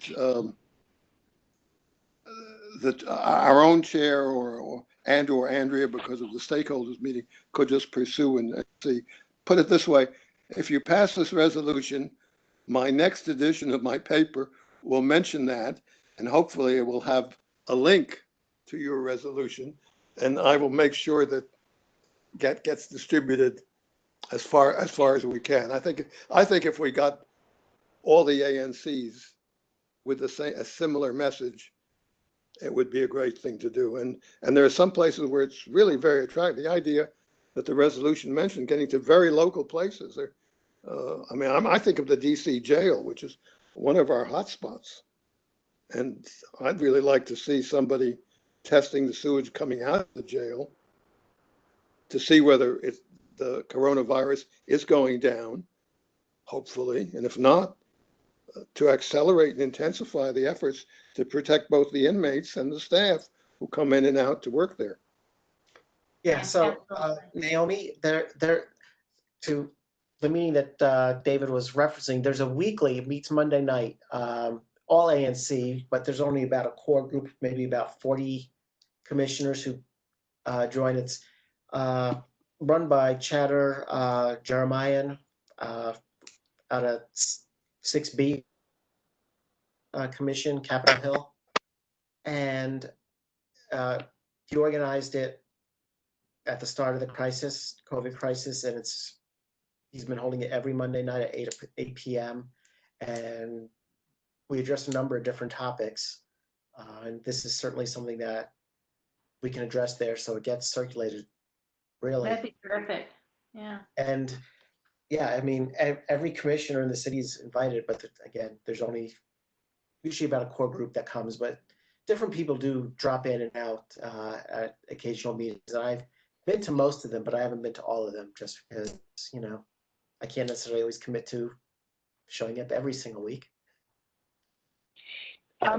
Naomi, the Stakeholder Alliance also has representatives from all the wards. And so there's ANC reps from some, and the others are frankly from another community that we need their support for this also, which is the faith-based community. Which is what community? Faith-based. Faith-based churches, synagogues, mosques. Yeah, I think it's a terrific idea, David, Andrea, and and it's also very attractive to be able to show leadership on this issue by approving this resolution and then sharing it with other ANCs through the mechanism Monica mentioned, and other community leaders in other wards through the stakeholder group. So, do any other commissioners have any questions? I'm going to open it up to the community. If any, a lot of them have already dropped. The list has gotten significantly shorter, but any questions from anyone? Then I'm going to go ahead and just,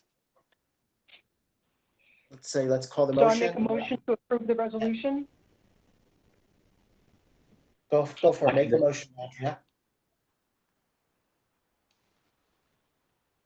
Did you make the motion? I'm sorry, was that? So this is I just want to make sure we know what we're voting on. It's the ANC 3F resolution on coronavirus testing of sewage. Correct. That has 4. Do you want to just quickly summarize the be resolved? Yeah, I can be it resolved that we're asking ANC 3F asks the mayor to give serious consideration to the initiative to implement a plan. They ask that the mayor recognizes the potential advantage and requests a full assessment by her COVID-19 team of the practicality. We ask the team to coordinate among the different agencies that would be involved, and that basically we say that because DC Water staff are the best ones to figure out where to do this testing, we ask that the mayor charge them to figure it out, and that we're asking them to consider testing places other than just Blue Plains to get more localized information, and that we authorize Commissioners Molad to authorize me to speak on behalf of the commission on this subject with the mayor's office and the cabinet, the council, and DC Water. Terrific. And we need to change the vote count to the actual vote. Yeah. Yeah, clean up the formatting and things like that. Yeah, and there's a typo in who this goes to. David Gaddis is misspelled. It's not Davis, it's David Gaddis.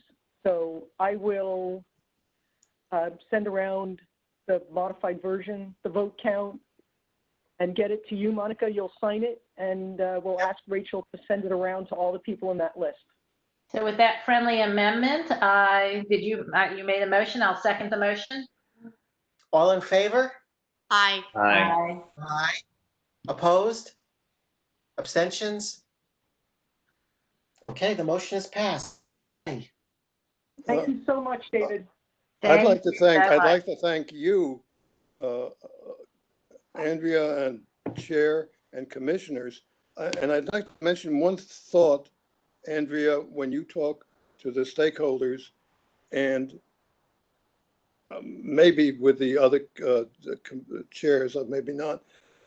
One of the things people ask me is how much will it cost? Well, how much it costs depends on how many samples for how many places, how many but that kind of information is what DC Water ought to be very good at putting together.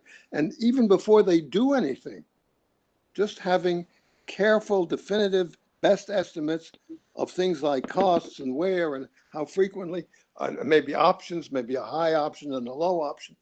That could add a tremendous amount to the dialogue and to the discussion and to the intelligence, and not just for our metropolitan area, but for other big metropolitan areas. So I think there's a lot can be done sort of behind the scenes, not so much on the resolution, but in that follow-up you were talking about. I'm very glad you're going to do that. Matthew Brown is the CFO over there. He can run these numbers in like 3 seconds. Right, we have to engage him. He was not involved in that virtual meeting, and I think getting Matt Brown into the lesson could be very useful. So thank you. We got, let's see, we have 2 more resolutions to get through. So let's. So thank you. May I be excused to go work on my update on my report? Of course. Thank you for all you do. Thank you. And I look forward to getting the link to your material. Have a very good night, everybody. Thank you. To you too, David. Good night. Bye. Hi, David. Thanks.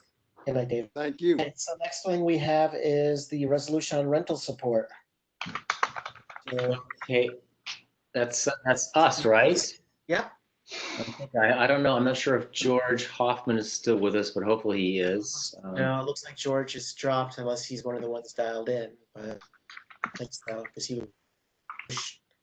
was in WebEx earlier, so I think he's given up. Well, the good thing. So this is a resolution essentially on DC's FY21 housing programs, and Director Donaldson essentially covered a lot of the rationale for these particular programs. And so this is work through the Housing and Neighborhoods Commission that George has been shepherding. And essentially, the resolution focuses on 4 programs that are in the budget and a 5th one, which is asking for essentially for planning and Department of Housing and Community Development support as we look at different ways to, creative ways to increase affordability in Ward 3. And so essentially the resolution focuses on the 4 funding programs. First is the Housing Production Trust Fund, and it's essentially asking us to support the mayor's recommendation for $100 million, which is what's in the mayor's budget. The second part of this is the 7.9 million for the emergency rental assistance program, which is to help very low income people stay in their housing. The third one is actually it's a $2.5 million increase for the local rent supplement program. Again, this is essentially it's a parallel program with the federal housing choice voucher program. And again, it's for rental assistance for households with very low incomes. And then third, there's a new proposal in the budget, which is a tax incentive that Director Donaldson mentioned, and this is particularly in high-cost parts of the city. This is Rock Creek West, which is all of Ward 3 and parts of Ward 4. And essentially, it says that if there's housing that's developed in currently non-housing sites, I think Director Donaldson mentioned an area around Fort Reno. There's also a couple areas that are identified in the comprehensive plan where if developers build housing there, they'll get a tax abatement for if a third of their units are income restricted, and this is up to a higher level. It's actually about $70,000 to $105,000 per year. And then the fifth part of it is, again, because we understand the challenges of trying to preserve or create new affordable housing in Ward 3, it's really asking the city and their staff through the mayor's office, through the Department of Planning, Office of Planning, and the Housing Community Development Department to work with us, it could be also Mary Che's office, to really figure out and problem solve, how do we get more affordable units here in Ward 3. So that's essentially what the resolution is. We had a lot of work, got a good work out of the Housing and Neighborhoods Committee on this. And so with that, I'll stop and see if there's any questions. I think that you all have seen the resolution. Yes. I have it up on screen as well, looking at the operative clauses. David, I have a question just about the tax abatement and eligible property or developments when no housing currently exists. Does this mean that, are they currently zoned for residential, or would this be areas that are zoned for some other purpose that would then be requesting rezoning? I mean, it could be. I mean, I think it's a mix in a few, and I'll pick on a property that, that I've sort of seen. It's on Connecticut Avenue, and it's a couple of single-story retail buildings. And for example, let's say that's one owner that did that. If they wanted to come in and put residential uses on there, I'm not sure what the existing zoning is, but they could apply for zoning change. But the comprehensive plan right now, and this is part of the update that's in the you're going to get to the council hopefully by the end of the year, is really looking at mixed use and looking at housing and more housing along Connecticut Avenue and Wisconsin Avenue. So that's one example. It could be another place where it could be. There's an existing library and community center up at the Chevy Chase Circle. That's another area I'm pretty sure, and that could be mixed use. And so that could be an area where when they did the renovation for the library, they did the renovation for the community center, they could put housing above those two spaces. And so that would be another example of a site like that. Yeah, I guess this just mixes sort of approval for exploring those options with generally going for higher density. And it's, because it sounds like, the couple examples you gave, but probably most examples, it would be going from something that's lower density to higher density, and just, what would be the impact on Right. I think traffic, on the streetscape, right, and consistent with other development proposals that have gone through, there's been a pretty significant public process as these ideas have been generated, and then they come from ideas into proposals, and those proposals go through a lengthy community process. Right. Also, Naomi, that happens. If I may, also Naomi, during the comp plan process, there were parcels in 3F where it's not zoning, but we certainly increased the density. The future land use map. Yeah, it's like I'm getting tired. Getting tired. We were behind that. I'm sorry, Andrew, I couldn't hear you. talking, so why don't you finish, Monica? Okay, I was just saying we had endorsed increases in density to a number of parcels, number of plats, or however you want to term it, on the FLUM. And OP has accepted, I think, all of them actually, there where we had made those proposals. I'd have to go back and double check. So now any zone as a result of that, that would be down the line, but we certainly have endorsed that already, Natalie. Yeah, I guess it's just whether this incentivizes not only affordable housing, but greater density, and whether those come hand in hand, or that's a two-step process, or a two-step decision. The comp plan changes took a couple of very specific sites in, for instance, in ANC 3S jurisdiction, and rezoned it from low-density commercial to medium-density residential, which meant that if somebody wants to develop that site, one of them is the Exxon station at Nebraska and Connecticut. Mm-hmm. Okay, and there's a couple of other ones around like that. Mm-hmm. David, are you talking specifically about those regions that were already are already being rezoned based on the comp plan, or you're talking about something else other in addition to that? Well, first of all, I think if I'm, just correct me if I'm wrong. It's the update to the land use plan doesn't rezone the property. It simply gives them the ability to, if they want to seek additional density that needs rezoning, then they could do the rezoning. So it is kind of it's a process. But I think the intent was really to, I don't think we had any intent to limit the scope of what the exploration could be. It's just really, we're trying to, and I think the Director Donaldson said, we're really looking, we have to be looking at all sites in many different ways. I don't mean all sites, but I think I guess what I'm saying is we'd rather have a wider umbrella of sites we're looking at rather than something that's fairly narrow.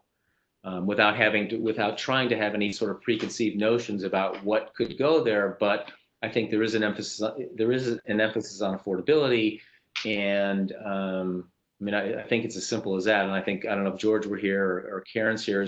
There's a lot of different types of housing, from micro units, more family size units. So there's a wide range of housing that we're trying to figure out or at least explore, and so. It's not going to be sort of one size fits all in this exploration, if you will. Right, but that's the fifth point, which I'm not clear, and I guess it's a sort of and maybe it's unfair to me, but sort of a suspicion of developers and for this is a tax abatement for 40 years, what they could come up with in the guise of affordability. Well, I think just if I can jump in, it's a tax abatement that has typically I'll pick on the units that are funded through the Housing Production Trust Fund. They have a 40-year covenant. So if they get a loan from the city to do affordable housing, that affordability period is 40 years. And so I think that's why they've got the 40-year period with a tax abatement is to essentially to try to parallel other sources of city support. Yeah, thank you. Yeah, Naomi, I get a little afraid about relying on the trust to do all of the affordable housing in Ward 3. I think it's not going to be something that we're going to like how it looks. And I think the more we can do to get, a say in this, something that's more equitable, that doesn't benefit the big developers, et cetera, I think is better. Yeah, and I think again, this is an interpretation that the tax abatement could be used in conjunction with the trust fund. I don't think it's legislated that way, but again, I think the idea, my understanding of the idea is really they're trying to provide a wide range of tools to try and expand affordability, and tax abatement is one of them. I understand the aversion to developers. It's just at some point, and there are some good for-profit that are mission-driven for-profit developers that, that they make money, that's their business, but they also provide affordable housing, and so that's and then that's just where the city comes in terms of, when they're looking at proposals, I mean, they have some discretion over who they provide loans to, or who they provide tax abatements to, and who they don't. Mm-hmm. Yeah. No, thank you. I appreciate that. Any other questions? Okay, David, would you like to make the motion? Sure. So there's, I'd like to move that the ANC 3F approve the resolution as proposed. And I don't know if you want me to read the therefore be it resolved that, or it's at this time. I think you summarized a very small friendly amendment is that Commissioner Kubler listed as someone to speak on behalf, given that she's going to take a bit of a leave of absence, maybe we should just have Christel and Commissioner Malott. Sure, I'll accept that. No, I'm there. I'm sorry, what? Who else other than me, right? This is going to be somebody else, not me. David's there. I'm here. Yeah, that's fine. Okay, you could say, that's fine. It's got Christelle, Kubler, and Malott.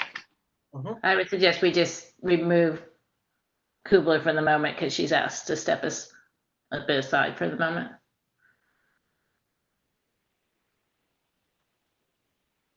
Yeah, we can do that. Okay. I second. All in favor, say aye. Aye. Opposed? Abstentions? Thank you. The motion passes. Thanks. Thank you. Thank you. Thank you. And for, I know a lot of this came out of the Housing Committee and a lot of hard work went into putting all this together. So I thank everyone on the Housing Committee who contributed. George is gone, but Karen's still with us, so thanks, Karen. Thank you, Karen. See, so we have one final resolution. Yes. This one is also yours, so. Right, and this one I think is, and Bob is still here, great, so Bob's gonna help me.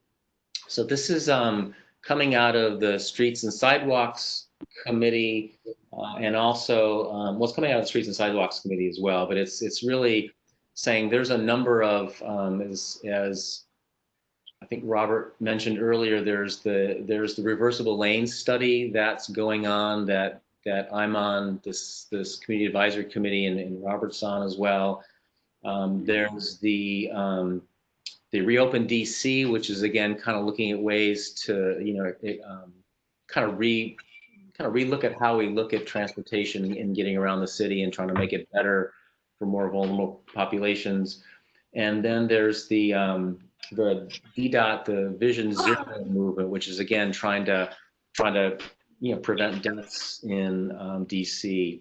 And so you kind of put those three thoughts together or initiatives together, and so we came up with this resolution, which essentially says that we want in these three activities, we really want to because we've got this time right now to really explore what are some options in terms of making transportation better for residents in Ward 3. I mean, the focus is on Connecticut Avenue reversible lane studies, but it's also it's really throughout the ward. So we really wanted this resolution reflects that, and so I think that's it says that we're gonna continue to collaborate on these three studies. We're gonna work with us. We're gonna work with the commissions, with the committees. With residences, renters, owners, bikers, walkers, drivers, the bus system, WMATA, the metro system, to try and figure out, how to make the transit ways, better for all of us. And I don't know, if, Robert, Bob, you want to say a little bit more about the resolution from the committee's perspective? Well, no, I just say thank you to David for developing it. We've discussed this resolution at the Streets and Sidewalks Committee meeting last week. They've had a lot of back and forth on email. People have made some useful suggestions that I know David has incorporated into the resolution. As David said, there's this ongoing study going on, and part of that is that DDOT wants us, they want the ANC, and David and I on this Community Advisory Council, they want us to get input on all these issues. And so I just saw this resolution as kind of a part of that input seeking, and you know, obviously the Street and Sidewalks Committee supports it. So if you had questions, I'd say yes, go for it. So usually our resolutions are stating our support or opposition or asking for more information or action from a city agency. This one's a little bit different because it's sort of the ANC speaking to the ANC, which is fine. But is there anything aimed at the city, at DDOT or another agency? Is there anything any message we're delivering to them other than we're on this? I think, I mean, I'll just, I'll just kind of react, Naomi, to you. I think it's really, I mean, again, I think when I first was asked to be on the reversible lane study, it struck me, and perhaps mistakenly so, to a point that they're simply focusing on the reversible lanes and on the safety and on the traffic aspect of that. I guess if it's and maybe it's a nuance or it's not as direct as you're saying, but it is really, I think, putting us in the position of saying, that's great. The reversible lane study is important. We just want to make sure that they really do focus on a wide range of options. And it may be that they end up someplace where they originally started, but at least they're looking at, it's not just the traffic flow down Connecticut, during rush hour, but it's also the traffic on other times. It's not just auto traffic and bus traffic, but it's also bikers and pedestrians and scooters and other means of transportation. So I guess that's the, So, Dave, in the last clause then, where it says, be it further resolved that the ANC should consider all the alternatives listed above in Vision Zero, including those alternatives you just mentioned.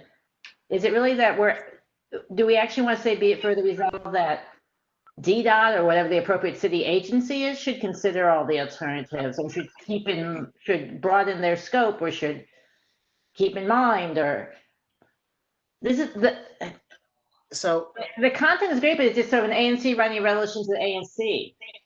We seem to be we're missing an opportunity to send a message to the city that we wanted to send it to. If I may for a moment, because I think what you're struggling with, Naomi, and I kind of am reading the same thing, like a resolution in the sense of, like, again, like you were indicating, for me this has the language of a resolution in it, but this is really a state. Like, this is what the ANC believes and should be, and what our mission is, or what our guiding principles are in this space and what we're striving for. But maybe we do want to send this message to the city. Don't limit it to just but then the things that David said about traffic, but also consider to be further resolved that the DDOT should consider all the alternatives listed above. Naomi, I would agree with that. I don't know, Bob, what do you think?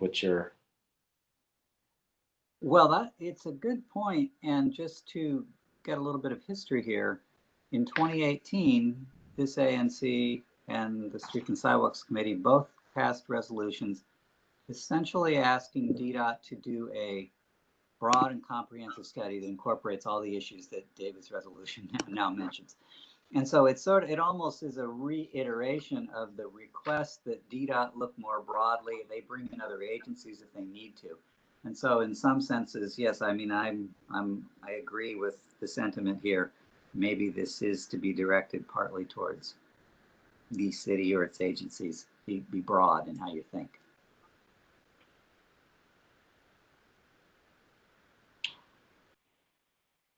I mean, I like So the I love the sentiment, the motivation, and I think you've got important, weighty things to say, but they should be said to the city, not to ourselves. So my proposed amendment to this is to just rephrase some of these things about calling on the city to consider things and to incorporate these, develop recommendations in consultation with us, et cetera. Yeah, I think it just wordsmith. So I guess the question to us all, I guess from a process standpoint, is well, I mean, I'll speak for myself. I don't know if we do this right now or just bring this back to next month's meeting. I mean, I don't know. That's It a sort question. of depends on what you know about the timing of how things are moving. If the study is sort of being developed out now, this is the time to do it. If it's moving a different timeline because of everything else going on in the city, it can wait a month. But we can do amendments right now in the resolution, friendly amendments. And I'll defer to Bob, the chair. See, I'll just defer, but I'll say, Bob, what do you think? What's your thinking? If friendly amendments can move this along, it might be helpful because David, in our last meeting with DDOT, honestly, they said that they're going to start doing these stakeholder meetings in the next month or so. And I think DDOT actually wants to talk to the ANC next month, if I'm not mistaken. So there is some action, sense of urgency on their part. The study is definitely underway. Might be helpful to get it done now, but I mean, I defer to all of you. So I'll get some friendly amendments. The first, be it therefore resolved, just becomes a whereas. Whereas ANC 3F will collaborate with these parties to develop recommendations. And the next becomes a whereas. The ANC will work with the streets and sidewalks. And then the next operative clause, be it further resolved, or be it resolved that DDOT should consider all the alternatives listed above and then ANC 3F and the Streets and Sidewalks Committee will provide updates and recommendations to DDOT for consideration in the future. I think that, I mean, that's, I got the second one. That makes sense. And where's the Naomi, the one before that? Is that the? So the first be it therefore resolved really becomes a whereas. This is something that the ANC is going to do. And the same for the next one. They're going to work with streets and sidewalks. Right. And then because be it resolved, not further resolved, because our first resolution, that DDOT consider in consultation with the ANC should consider all the alternatives listed above, including but not limited to the bullets. Right. So it's and then say ANC 3F and the Streets and Sidewalks Committee shall provide updates and bring recommendations to DDOT for consideration in the future. Okay. That would be my friendly amendment. Bob, you got that? I think so, although I didn't write it down. You did. I got it. The first one down, be it resolved that DDOT. I got it. Oh, Andrew, you got it? Good. Oh, bless you. So the question is, do you accept the friendly amendment? Yes. Thank you. Thank you, Naomi. You're welcome. It takes a commission and a committee. To whereas and resolve. Yeah. No, I appreciate your patience. I'm kind of new at this, so you know. Any other? And to Bob's point, if you wanted to add one more, you could reference the earlier resolution and remind them that they're supposed to, we have great ways just to follow on to the resolutions, provide, ANC 3F in whatever month and year. Yeah. We continue to, urge the city to, consider that whatever was in that resolution. Yep. Any other comments? Well,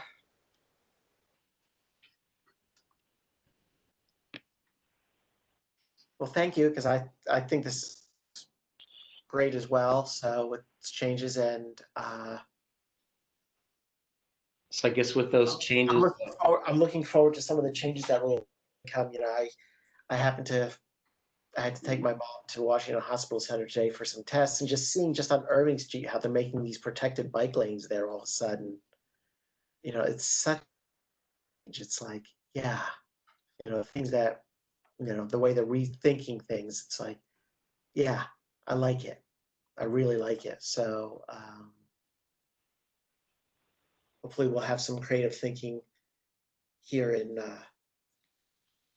DC was just listed like the 10th best biking city in the country based on miles of dedicated bike lanes and a couple other criteria. So let's make those numbers even better.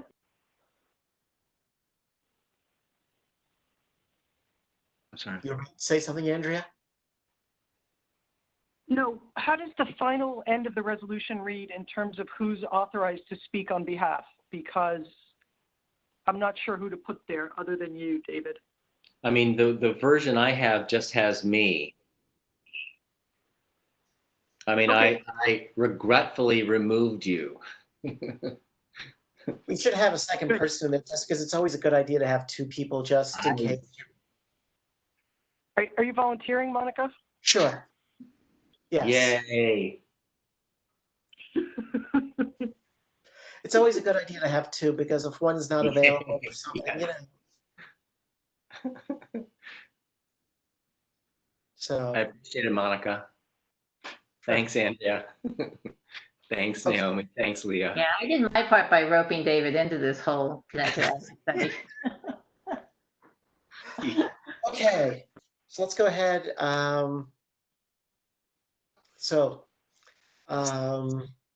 Guess I'll make a motion that the ANC with the amendment as, don't forget, it's a friendly amendment, so, okay. That has been accepted. Thank you. I'll make a motion that we accept the resolution with the friendly amendments. Do I have a second? Second that? All in Thanks. favor, say aye. Aye. Aye. Opposed? Abstentions? Resolution passes. Okay. I want to make one comment that may sound self-serving, but this is the role of our committees. I'm just delighted with this idea that our committees stepped up and gave us these recommended resolutions for a bunch of these things. So that's all. Here. I agree.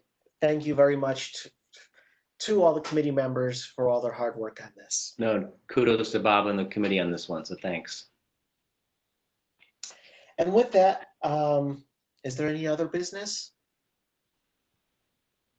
You know, it's funny, I was at the time there thinking that I might have some additional resolutions and I didn't have time to put it together, but we had plenty of work. Didn't have it. So, save something for next month. Is there a motion to adjourn? I move we adjourn. Second. Second. Have a great night, everyone. Thank you all so much for everything. And we'll do this again. Hey, Andrea, before you go. Yeah, I'm Andrea, here, Naomi. Can we rendezvous for some co-signing on checks? Yeah, I saw your email and today was just crazy. I texted you. Yeah, I'm not sure I can do it tomorrow, but Thursday? Yeah. Thursday. Okay, just text me. It was a text I sent you. So if you just text me back what? Yeah. Okay. Thursday, we're kind of later in the day. Okay, great. Okay, thank you. Okay, everyone. Thanks, Naomi. Naomi, Yes. Are we all cleaned up on that Office of ANC grant crap? I need to look at the emails, but also we had a form that we all needed to sign again. And Monica, I sent it to you to sign and text and scan it back to me, and then I need to make the rounds with it. There was one more in this, God, this $25 insurance thing. Oh, do I need to sign it too? I thought I signed it and sent it back. Did you not get it? David, you do not need to sign because you're not a signatory on the account. Yeah. Let me look. I don't think I saw that. Maybe I missed it, but I'll check. 'Cause I thought I did it, and I remember looking at it thinking, shouldn't David? And was like, oh no, because in fact it was. I do think we all signed it once before, but I mean, this has been the longest process. But that was also because it was not on the ANC then, and this like takes place before David was actually a commissioner. Yeah, I mean, it's just the officer, so. No, so David, you don't have to sign it, but Naomi, that was the thing we mailed in. So they needed another copy. they sent it back and said it wasn't signed, Rachel. I could have sworn it was all signed, but I can't find it either, so I don't know. So I was on a 2-track. I sent it off to Monica to start getting signatures again while I looked for the other. Oh my goodness. Okay. And Rachel, as soon as I get a cosign on the checks, I'll have the checks for you. No worries. Okay. Thank you. Andrea, it's also for that grant that's outstanding. That's the other check. Say that again? I'm trying to remember to The get you. grant that we approved previously. Yeah. And I don't know if we can do the grant we approved tonight, this week or not. Those are the checks I need signed. Yeah, okay. The grant we approved tonight, Monica, Naomi, we can't do it until we see that application. Okay. All right. So we'll do the one we have if I can get together with you on Thursday or Friday, and then we'll. And Great. I'll try to remember. I've been meaning to file an expense report because for reimbursements. I'll try to remember to get that to you tomorrow, Naomi. So. Okay. And can you also send it to Rachel at the same time? And I guess I've never gotten an expense report to pay. Rachel, do I do anything special? Nope. You just need the expense report itself and the receipts. That's all. Okay. Yeah, I've got the receipts. And the expense, you saw that's on the resources page. Do you need the original receipts, or just can they be a scan? Or it can be scanned. I mean, okay. They were online. They were like from Amazon, so you'll get the printout. Okay. You know. Perfect. So yeah, just make a copy to Rachel because she puts all that together. Yeah. Okay. Thanks very much. And then Rachel, since you're still here, let's make sure we get those financials up on their website. Then, you know, let's go. No, the budget's on me. I must confess, there was like one thing we didn't change the number at the end, and I've been meaning to update it for a year. And I will get that to you, Rachel. And then the financial reports we have. Yeah, right? I can upload them. I had completely forgotten all about that because it was something that we just did before, and I hadn't been doing it for a while. So bug me for the budget if I don't get it to you in the next couple days, okay? Okay. Or you might have it actually. Okay. Didn't you have it to enter it into the? Yeah, I can find it. I probably have a copy of it somewhere, so. Yeah, I had like rounded a number up to make it round, but at this point, forget it. It was like a $39 adjustment or something. It's not worth it. Yeah, because you put it into the system that we use. Okay. Great. I can do that. Yep. Thank you. Okay. Thank you. Okay, thanks everybody. Bye. Bye-bye. Bye.